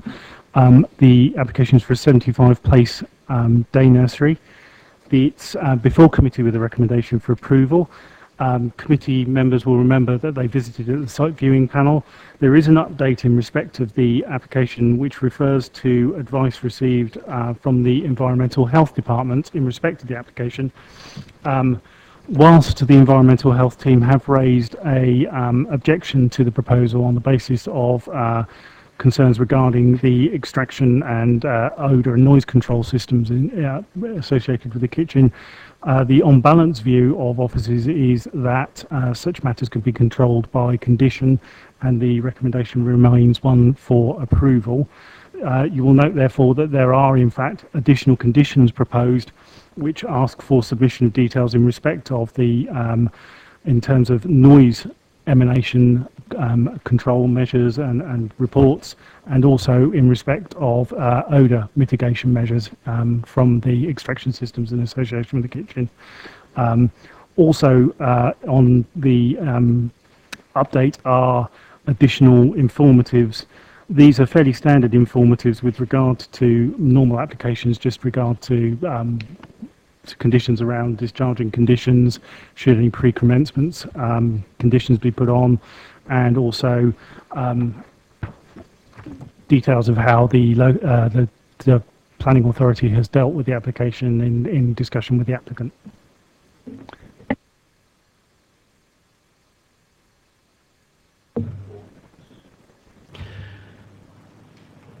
Thank you, Chair, and thank you, Committee, for the opportunity to speak and address you. And also thank you for your site visit, which I understand took place last Friday. I'm Andrew Ball, and I'm a resident of Church Square. Church Square is essentially a single-track cul-de-sac with no passing places and one very limited turning area. It has been described variously as an oasis of calm within the busy centre of Basingstoke, an area with village-like qualities, and lies within a conservation area to protect its charm and character. Despite the highly sustainable location of the proposed nursery, we believe that the great majority of parents will be dropping off their children and picking them up in motor vehicles of low occupancy. This proposal would increase traffic volumes at times that would lead to major issues of safety for the following reasons. There is a very high volume of pedestrian traffic, with people coming to and from the residential areas to the west and south of the town centre, and particularly students walking to and from Beacott in addition to local residents. The pedestrian pathway changes side from the south to the north of the roadway at a point just before Adelphi House, precisely where traffic volumes and manoeuvres are expected to be at their most concentrated. The proposal states that it will not have a dissimilar number of people visiting this site each day than its current use. The numbers outlined in the proposal places the traffic volume in excess of 150 people arriving and leaving the site each day. This is far in excess of current experienced levels. The proposal states that traffic peaks would occur in the morning and evening when the majority of residents in the local area would be at work. This is precisely when the residents of and people working in the area would be leaving for or arriving from work, and coincide exactly with the large volumes of pedestrian traffic generated by students at nearby Beacott and people making their way to and from the town centre, bus and railway stations. So, increased traffic volumes reasonably expected and outlined by this proposal would lead to an unacceptable impact upon the residential amenities of local residents, the safety of pedestrian users of this popular thoroughfare, and the character of the area by means of increased traffic generation and associated noise and danger. The proposed method of dealing with the anticipated traffic volumes involved with drop-off and pick-up do not provide a solution, but actually add to the recognised problems, in that the noise and dangers will become present on the site of Adelphi House as well as on the surrounding highway. The intended entrance and egress are too tight for cars to use safely, and this will consequently present real dangers to and conflict with the high numbers of pedestrians and all local traffic using Church Square. The movement of screens, monitoring of vehicles, bicycles, pedestrians, parents and children within this site of Adelphi House, whilst attempting to maintain a flow of traffic entering and leaving the site, will place an additional burden upon the staff of the nursery at its busiest times. If the planning application is approved, there exists a very real possibility, not only of Adelphi House, but also of Church Square and potentially Lower Church Street becoming gridlocked twice a day on every working day of the week, posing obvious problems for residents, workers, shoppers and emergency vehicles needing to use and service the town centres. This would present an unacceptable impact upon both residential and commercial amenity. The conclusion of 11 conditions in the recommendation for approval indication that the proposal, while presenting some benefits, has not been fully thought through. In particular, no safe drop-off has been identified. I would ask the committee to reject the proposal as it currently stands. Thank you. I'm sorry to have interrupted. You got there just in time. Thank you. Members, any questions for Mr. Ball? Yes, Councillor Tomlin. Good evening. We're told in our report that the applicant has provided a statement, transport statement, which identified that their prediction of traffic generation is only a slight increase on the levels already experienced. Could you just give us your experience, please, of traffic around the site at the present time? Sorry. Traffic around the site at the present time consists mainly of workers in the current office building who arrive there from 7 o'clock in the morning through to about 9:30. There are about, I would say, on general, up to 12 cars of maximum arriving at the site during those hours and leaving between 4 and 10 o'clock in the evening. There is local vehicular traffic by residents leaving to and coming back from work, which probably amounts to about 6 vehicles to 8 vehicles per morning and evening time. Thank you. Any other questions? Thank you, sir. I have the applicant. Is it Maureen Sturry to speak? You just come forward to the first seat on your left and press the big wide black button and you have 4 minutes.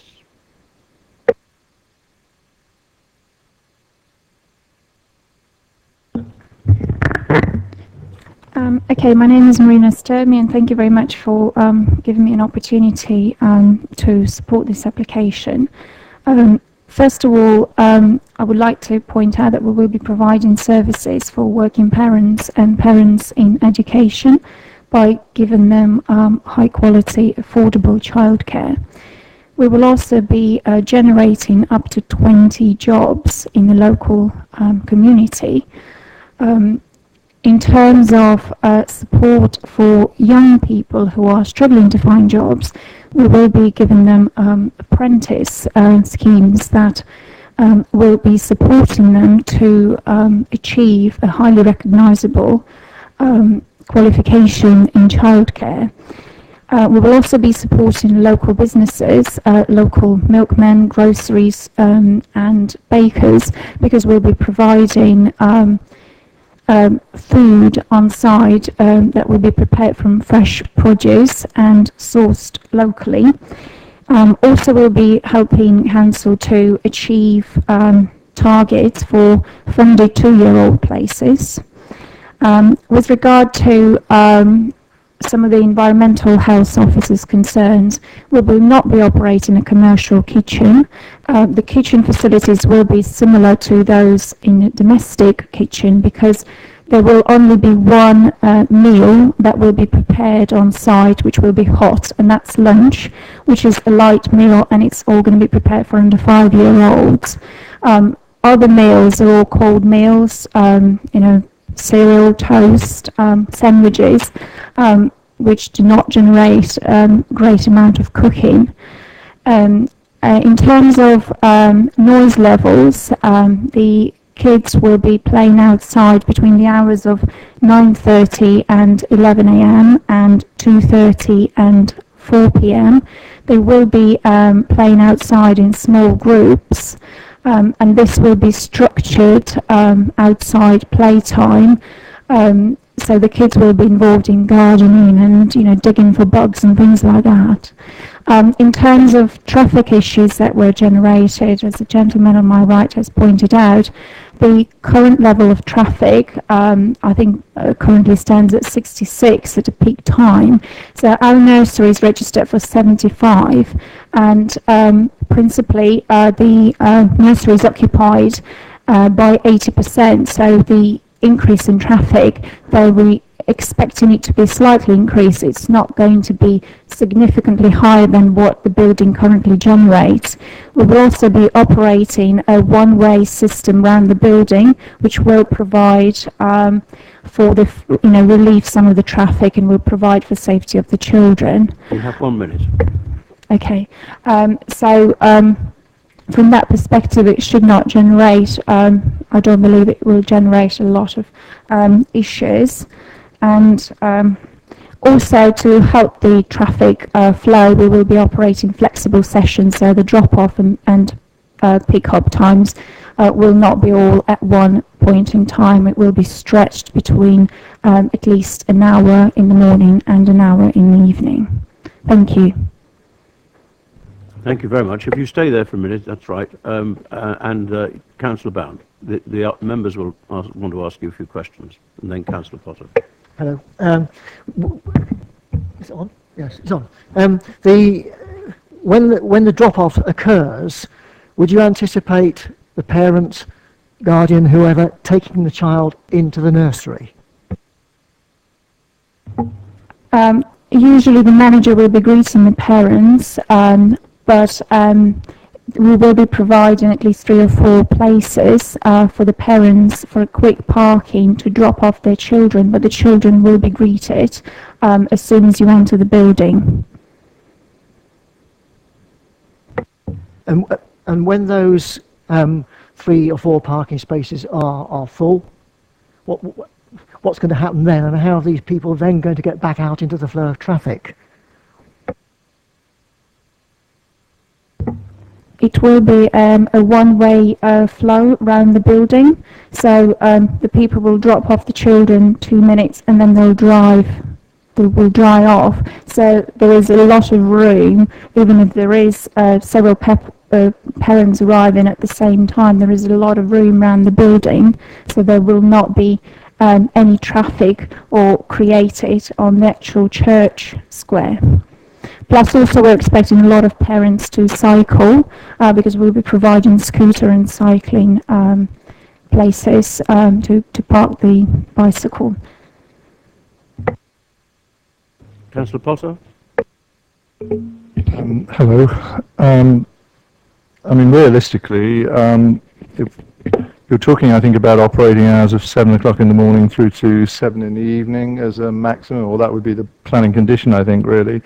I mean, clearly Mr. Ball and others around there, I guess their major concern is that you have, and I hear what you say about alternative modes of transport, but 75 cars arriving at the same time in the morning and 75 cars leaving in the evening broadly at the same time. In terms of the management of the children that you're going to be looking after, what real scoping contracts with the parents would you be able to have? I mean, clearly, I mean, my own view, I mean, if you were able to have a quarter of the children arriving at 7:15 in the morning, another quarter, are you able to manage it as specifically as that in regard to the arrangements with the parents you'll be dealing with and the carers you'll be dealing with? I mean, does your arrangement with them give you that type of flexibility so that you can avoid, you know, this real traffic jam at one time in the morning and one time in the evening? They will be open from 7 till 7. The parents drop-off will start from 7:30 until 6. So between 7:30 and 8:30, parents will be dropping off their children, but we'll be encouraging flexibility as much as possible, and we'll be as flexible as parents would want us to be.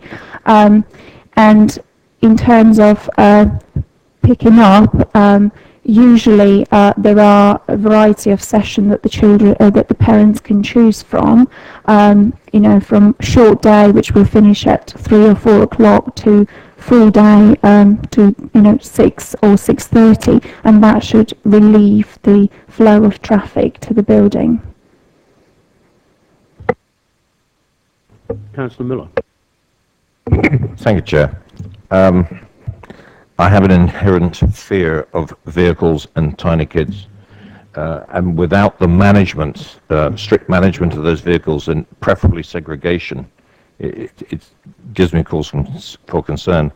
Having looked at the site, has it been considered when you get to the back of the, we were shown where the children were being dropped off, but there's a very sharp, narrow left-hand turn. Have you considered that with the average, well, not the average, but the SUV mom who's going to come in and actually have a problem getting around that corner, and the control of the children when they leave the vehicle?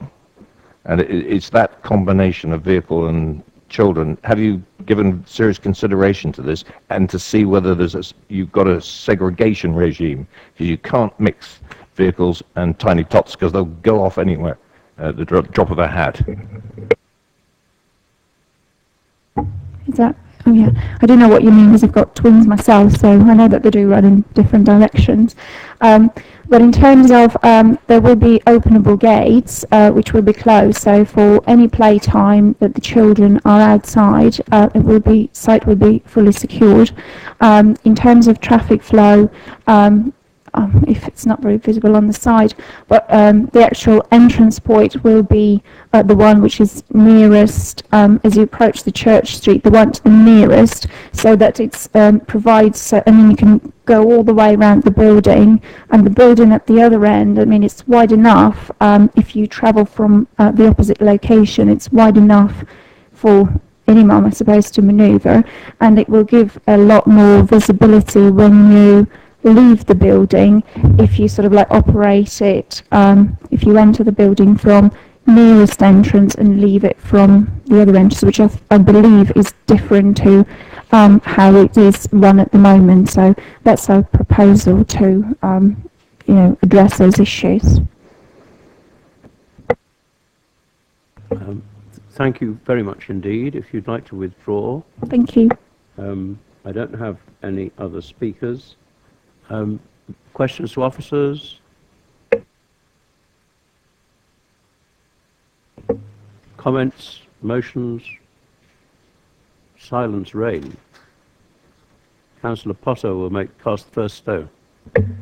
Yeah. I mean, I genuinely understand the concerns of Mr. Ball and local residents, but I think the attributes of such a provision, I mean, quite frankly, outweigh the concerns which I think can be managed in a way that I've heard from the applicant. It does seem to me the worst fears that people would have naturally of a massive traffic flow at first thing in the morning, whatever time that may be, and then a collection period will be overcome by the sensible relationship that I hope the nursery will have with its clients. I mean, and it will be the fact, my limited knowledge of this, I have to say, at my time of life, but the way these organisations are managed, I think, does suggest that people don't have their children in the nursery all day. They have the shorter days. They have a total flexibility of use.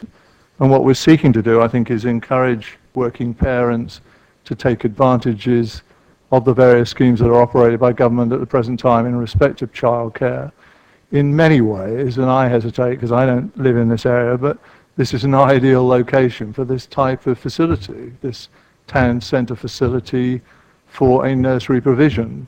And providing that there is this good faith expressed by the applicants, i.e. that we will make sure that we actually, if we have 75 clients, it's not always going to be that number, but if we have anything approaching that, we will manage that such that we don't at 7:30 in the morning have 75 cars arriving. We can control that And similarly, we will make a collection arrangement with people that diminishes that as well. And I think on that basis it's manageable. And I think the other facilities that we've seen there, which are going to be developed, suggest that this could be an ideal facility for a nursery. And on that basis, I'd like to support it. Was that a moving to approve? Well, I would, Chairman. Sorry, I beg your pardon. In the one sentence, if I may, I'll move I'm trying to approval. coerce you in any way. Yeah, no, shape, no, or I form. will. Just, as you said, we want to make progress tonight, so I'll... Indeed.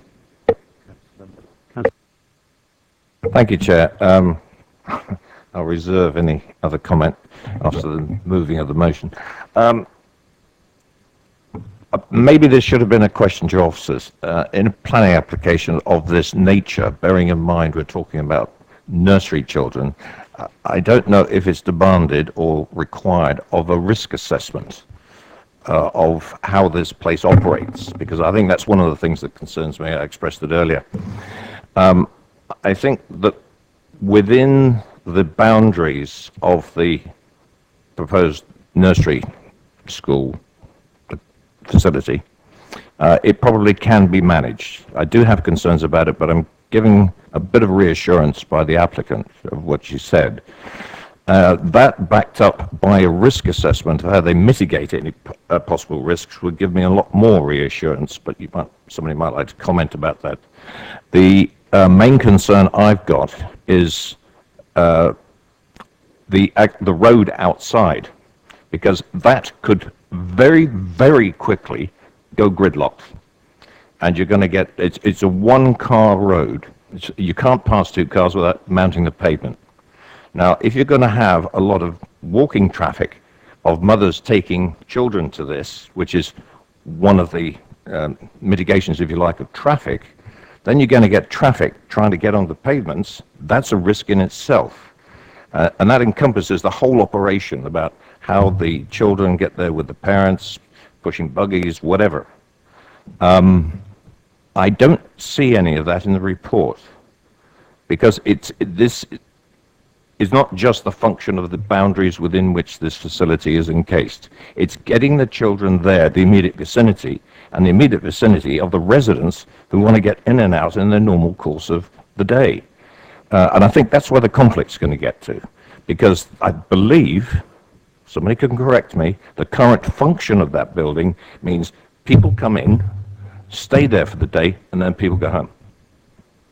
Now that's a lot more sustainable, I would think, and manageable for the road than this to and fro traffic at 2 times of the day.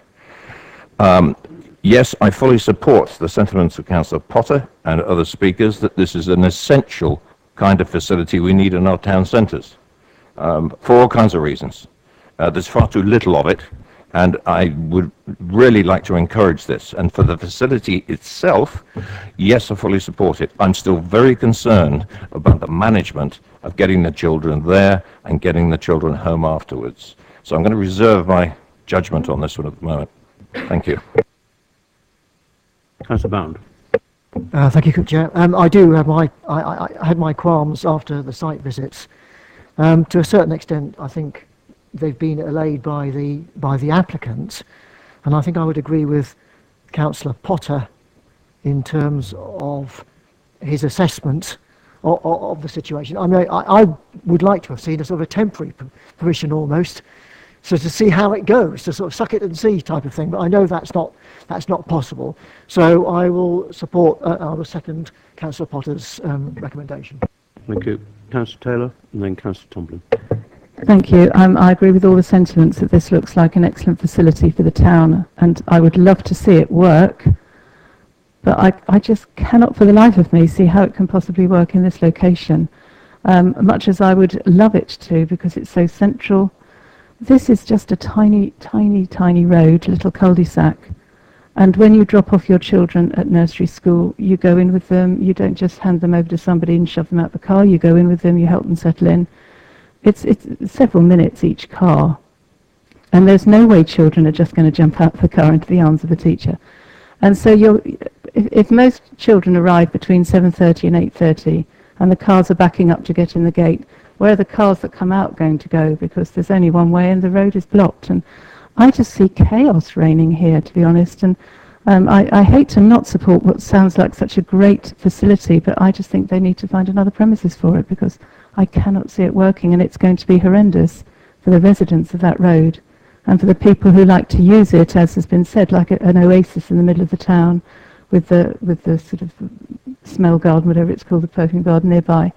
I just can't see it working.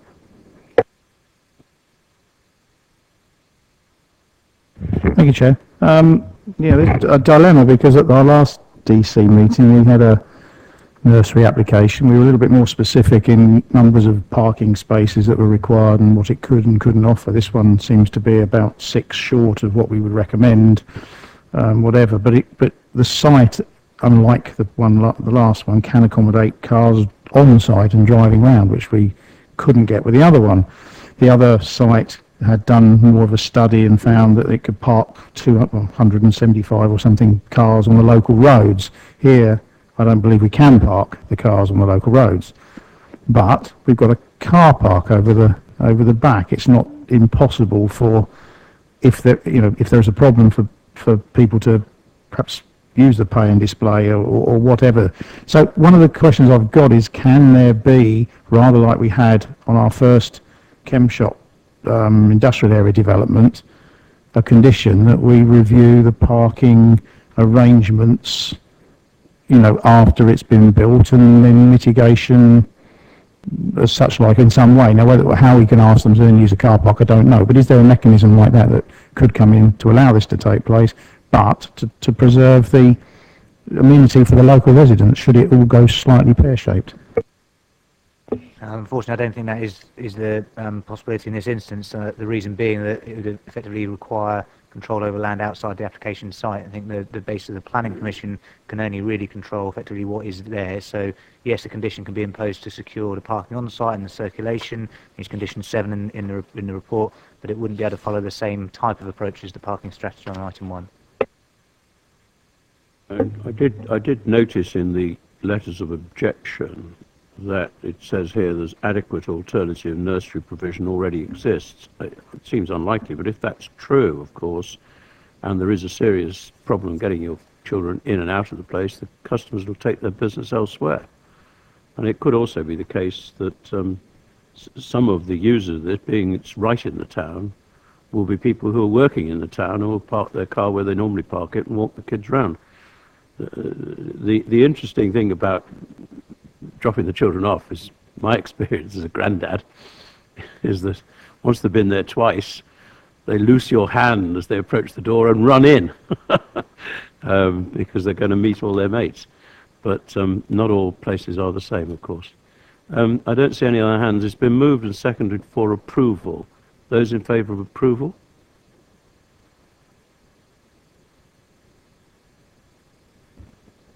Those against? That's approved. Officers? Thank you, Chair. The application is approved as per the order paper.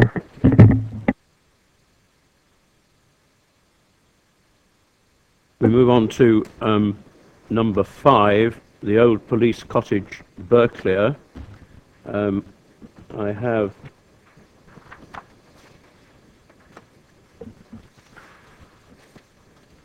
Mr. Taylor to speak. Yeah.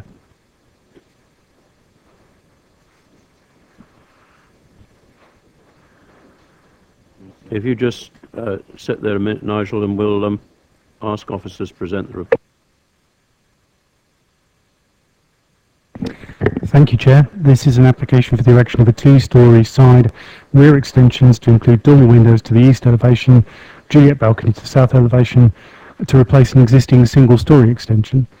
It's before the committee with a recommendation for refusal. Members will remember visiting it on the site viewing panel last week. There are no further updates other than to report the site viewing panel. Mr. Taylor, you have 4 minutes. If you press the big white black button. Thank you very much. My name is Nigel Taylor, and I'm an architect with Goatley Orchard Lisle in Newbury. We're the applicant's agent, and I'm speaking in support of the application. The applicant's family have lived in this house for 35 years. They work locally and are very much part of the community. The applicant and his partner share occupation of the dwelling with the applicant's father. There are 2 bedrooms and a shared bathroom, and all other accommodation is also shared. The father is in poor health and requires assistance from the family in his day-to-day living. This situation is likely to continue for the foreseeable future.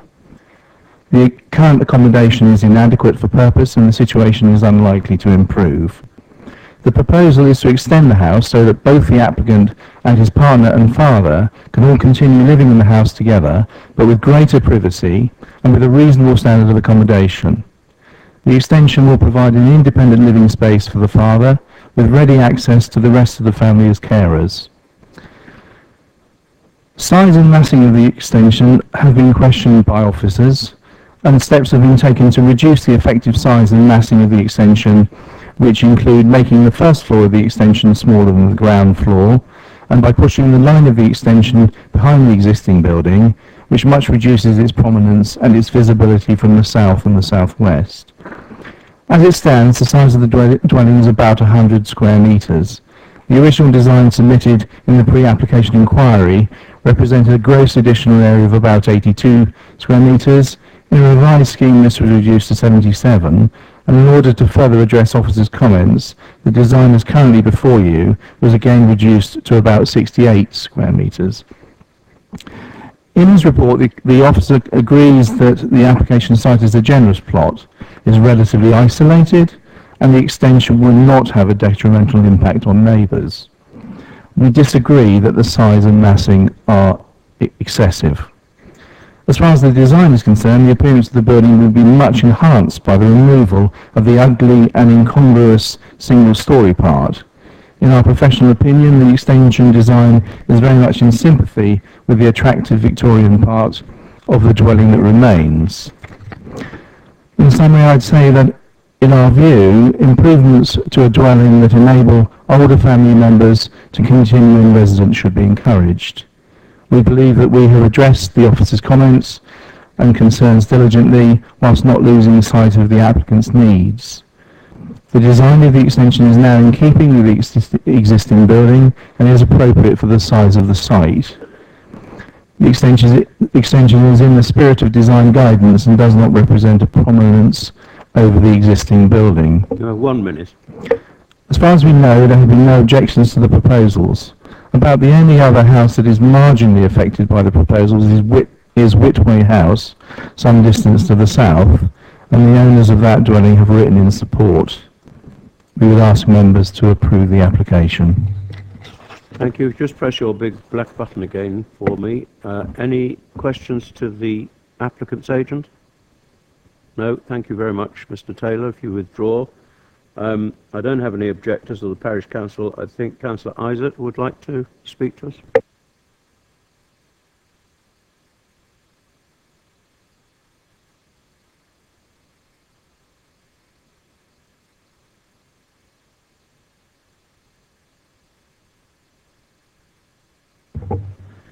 Good evening, Chairman and Councillors. I would refer the committee to the reasons outlined in my formal request for referral to the committee, and not to the, I have to say, rather peculiar summary of my position in the officer's report on the agenda.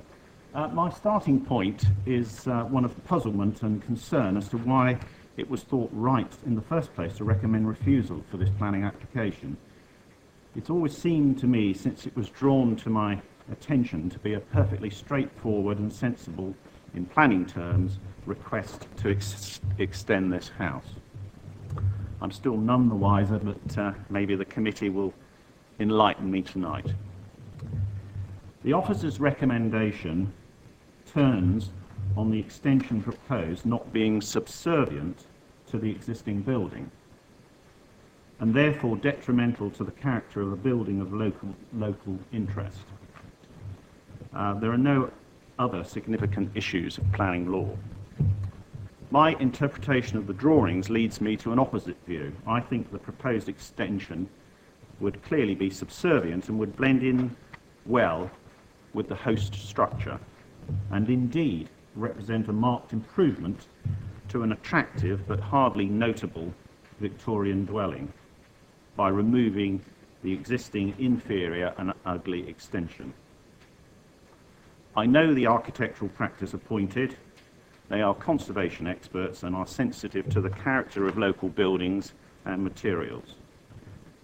They've responded to officers' views on scale by reducing the size of the proposed extension and to any impact on the view from the south of the extension by offsetting it. The plot, as those committee members who visited it will certainly, I think, agree, is big enough to take the increase in the built area proposed. The house is isolated and the only neighbour is fully supportive. I have great respect for the professionalism of our planning officers, but in this case I question why we as a local council are seeking to prevent residents who, in the case of suitable existing homes, wish to make them more habitable and extend them to accommodate our growing population and the needs of this particular family. Thank you, Councillor. Any questions for the visiting councillor? No? Thank you very much. Questions to officers? Comments or discussion? I should make the point that I too am a ward member and supported councillor's request for it to come to committee. I hadn't formed any view on the application at that point, and we'll wait to see what members say about it. Councillor Miller. Thank you, Chair. Yes, having read the report, before we went to the site, I've said this at various committees.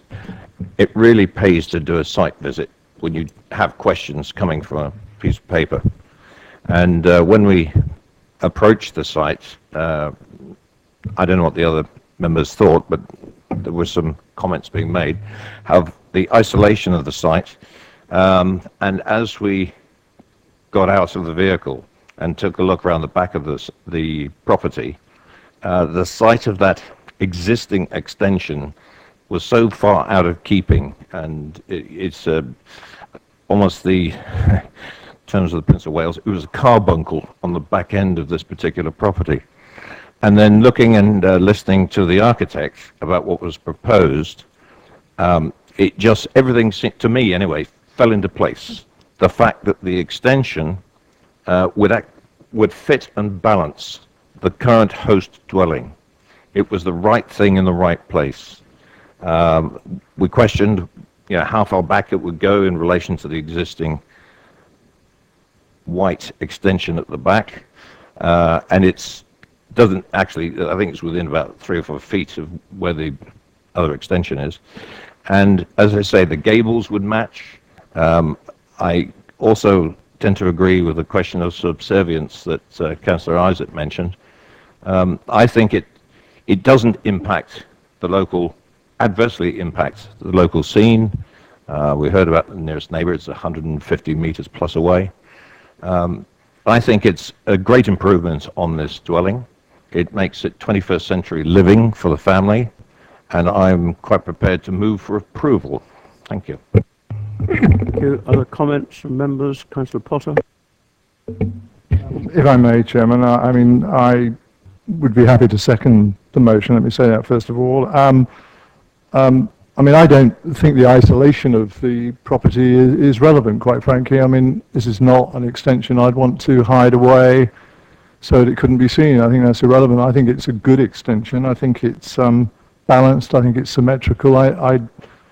As Councillor Isaac said, I worry about saying things which are contrary to the views of our professional officers, and Trevor knows me well enough, I think, to let me get away with this, really. This is a subjective thing, isn't it, really, in regard to what one person would call not sufficiently subservient, another one would say it is, and to me it is. I think that, it's a balanced extension. I think it adds, quite frankly, to the symmetry of the design of the dwelling. It's a vast improvement on what's there, and quite frankly, I think the applicant ought to be proud of what they are going to be doing to this building. I think it will greatly enhance its appearance and the living accommodation for those who live there. I'm sorry, genuinely, I find myself in this position of going against the professionals on this, but I really think this is something that we ought to support this evening, so I'm very happy to second Councillor Miller's proposal. Thank you very much. Any other speakers? I should perhaps say on behalf of the officers, if they don't mind me speaking on their behalf, that they don't take umbrage at the fact that development control members sometimes disagree with them, because these things are subjective. Officers are doing their best to apply the policies as they understand them, and we all have this problem with subservience and the extent to which that is harmful versus any benefits, as people have mentioned, that accrue from allowing the application to proceed. It's been moved and seconded for approval. I haven't noticed any other anxious speakers. Those in favour of approval? That's approved. Officers? Thank you, Chair. That's approved. I would just like to suggest some conditions to members, if they would be agreeable. The standard plans condition, a time limit condition, and also sorry, my colleague is scribbling something on in my peripheral vision. And also a condition with regard to materials and things to ensure that it's constructed with the sympathetically to the main building. Also, if members could perhaps direct themselves towards reasons for approval of this particular application. Councillor Miller. Certainly.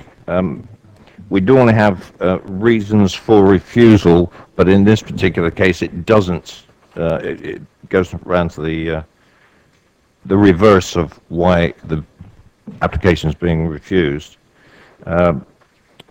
It doesn't would not appear subservient to the host dwelling. I don't consider that a reason for refusal. Turn it around the other way and it becomes a reason for approval. It's not a negative thing as far as this approval is concerned. It would not be detrimental to the character of the building of local interest. This is why I'm just including this, running through this paragraph. The proposal would not be contrary to. Now, I'll stand to be corrected on that, because if the words say it is contrary to the NPPF, I'll take advice on that. Because again, back to the subjectivity of the whole thing. And the same goes for all the other policies. I don't know if I can just turn that round the other way, but we think it is, it doesn't get refused on the basis of those policies. We see a positive spin on this whole thing as opposed to the negative. Is that sufficient, Mike? Thank you. I might suggest that where this question of subservience is a fascinating one, and in a sense, there is an argument that it is not subservient, but I think there might be an argument that says the extent that it might not meet the criteria of subservience. This is overcome by the great benefits of improving the dwelling as a whole and the plot and so forth. So I think we should be careful not to say it's not subservient when in fact it is on a similar scale to the host dwelling. So we don't contradict ourselves unnecessarily. Well, that's a very good question, isn't it, Chris? Anyway, officers are, I think, content with those conditions, those reasons for refusal. So if officers just confirm that. Thank you, Chair. Yes, the application is approved, subject to the conditions and for the reasons agreed by committee. I have an application number 6, which is Telecom's application. Unless somebody's got any wise thoughts to import, I'll move it from the chair. Somebody like to second it? Seconded. Thank you. Those in favour? Thank you very much. That's approved. It does appear that the new proposed new constitution has taken note of our request that such things don't automatically come to the committee unless a member or objectives have problems with them. We now come to the matter referred back to us from the Planning and Infrastructure Committee, which was referred to them because we made a decision against policy, and this is paper C. Officers like to introduce the paper, please. Thank you, Chair. As you say, this is the return of the application. It was originally resolved to grant planning permission for 3 dwellings land south of Church Lane, Wolverton, at the December Development Control Committee meeting.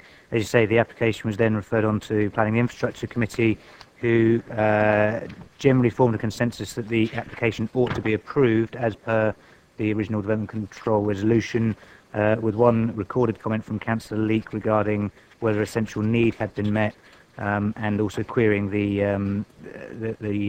arrangements with regards to the sort of leasing of the land. The update paper seeks to respond to those. The applicant's agent responded to the points that Councillor Leek had made in particular on the update paper.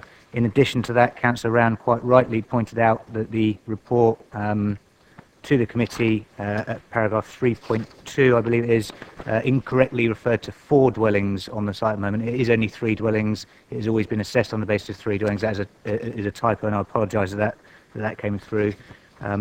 On that basis, it is effectively up to the Development Control Committee to now come to a final determination on the application, having considered the comments from P&I Oscom. Well, this is an unusual going on the boys thing for us, because we've already made a decision. There is no new evidence and no new fresh information provided in the report. It's referred to us by PI with their conclusion that it is sound for us to confirm our approval of the application. And therefore we aren't going to have a lot of questions to officers, or unless somebody wants to have extensive discussion. But I will hear views being expressed. Councillor Mrs. Staff. Thank you. I would just like to make a few comments. Having been on DC and P&I, I haven't been able to vote or to say anything.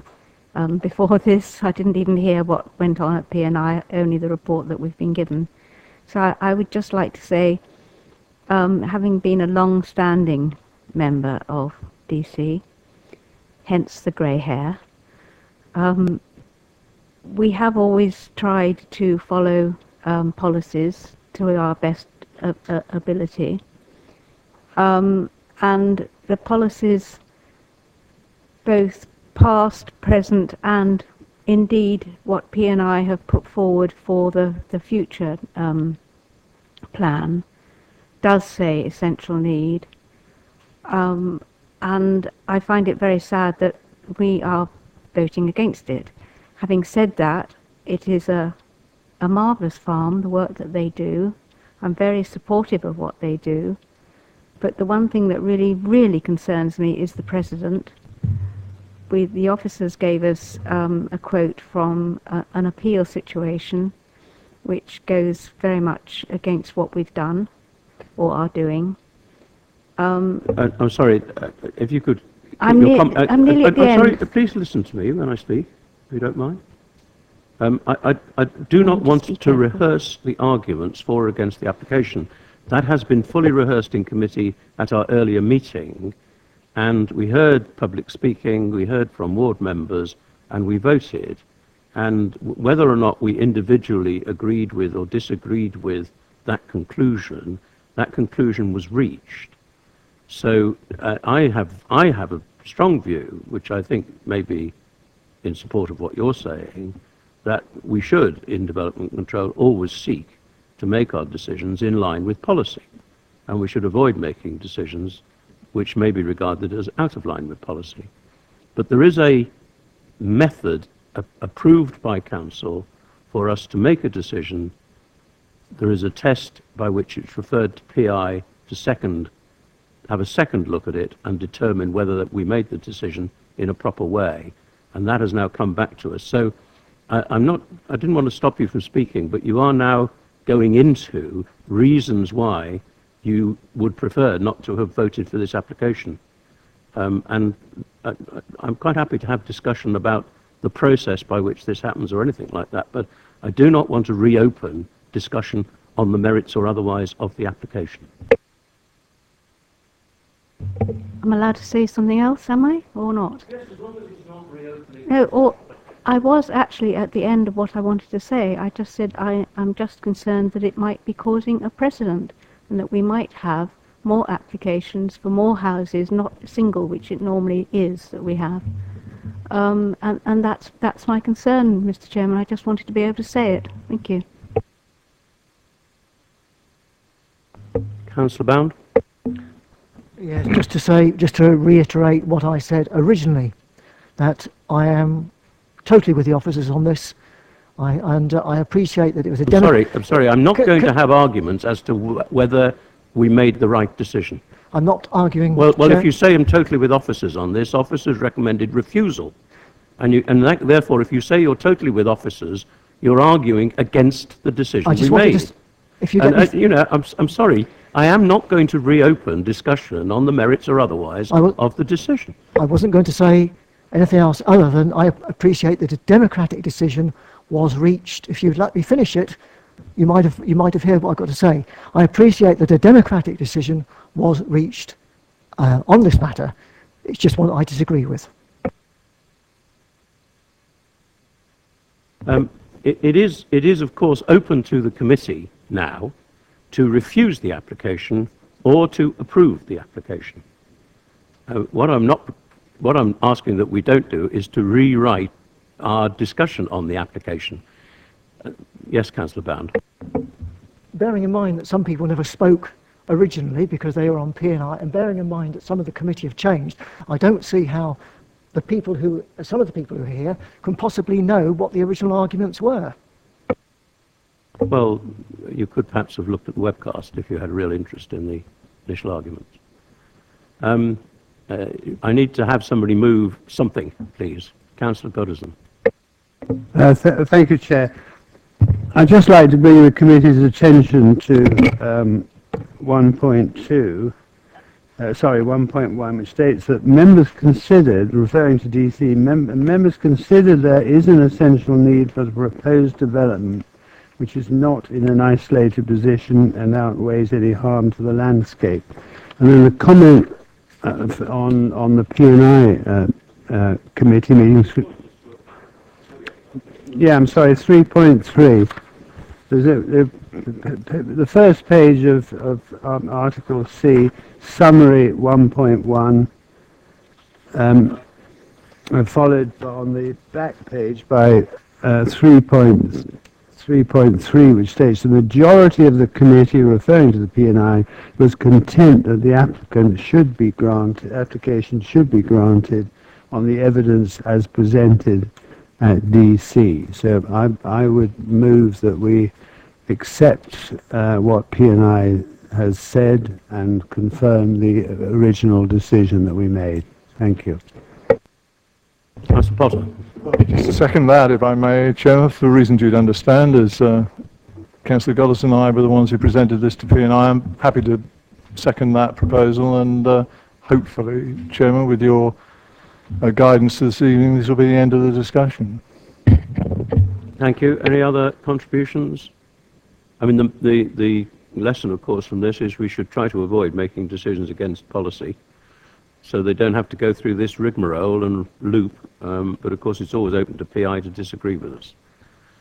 It's been moved and seconded for approval. Those in favour of approval? 8. Those against? 3. It's approved. Officers confirm, please. Just confirm, Chair, the application is therefore approved.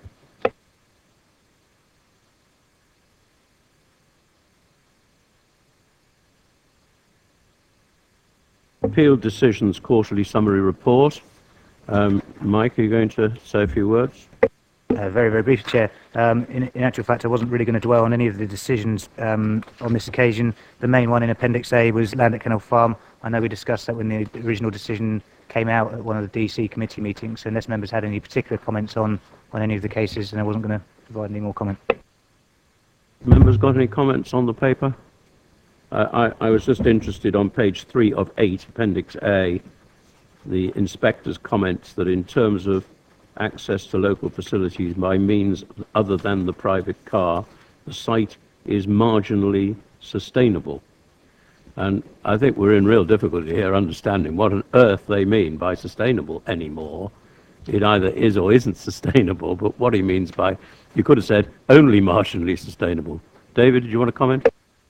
Much akin to you, Chairman, if I may. I mean, I was looking at this earlier and nearly said something on this when we were looking at the first application before us this evening in respect to Beggarwood. I thought there was a similarity, dare I say, in terms of the type of commentary. I think you made the point, Chairman, you know, if it was rejected and went to appeal, we'd end up with a judgment by the inspector which would be akin to this one, I think, really. So it makes the point for us, I think, doesn't it? I had a question which I should have raised with officers earlier, I think, but on page 7 of 8, we have the caravan arms, as they call it locally. And I wondered where we were with the enforcement, but you probably don't have that information ready to hand.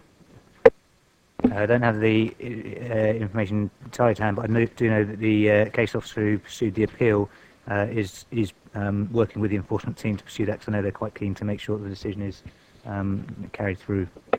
I'm relieved to hear it. I now have to ask your agreement that we will move this meeting into private session. I hereby close the open session of the Development Control Committee for the time being. We'll reopen the meeting in a few minutes. We are going to discuss confidential papers, and I hope members will agree with me that the meeting is now to become confidential by passing of the motion that, pursuant to Section 100A(4) of the Local Government Act 1972, the public be excluded from the remainder of the meeting on the ground that the public interest in maintaining the exemption outweighs the public interest in disclosing it, and therefore that exempted information is likely to be disclosed as defined in the appropriate paragraph of Schedule 12A of the Act. Is this agreed? And we need to just wait while the webcast is turned off. Gentlemen, we now reopen the Development Control meeting, having had the private confidential session, in order to declare the meeting closed. And I wish you good night, and thanks to our officers for their support.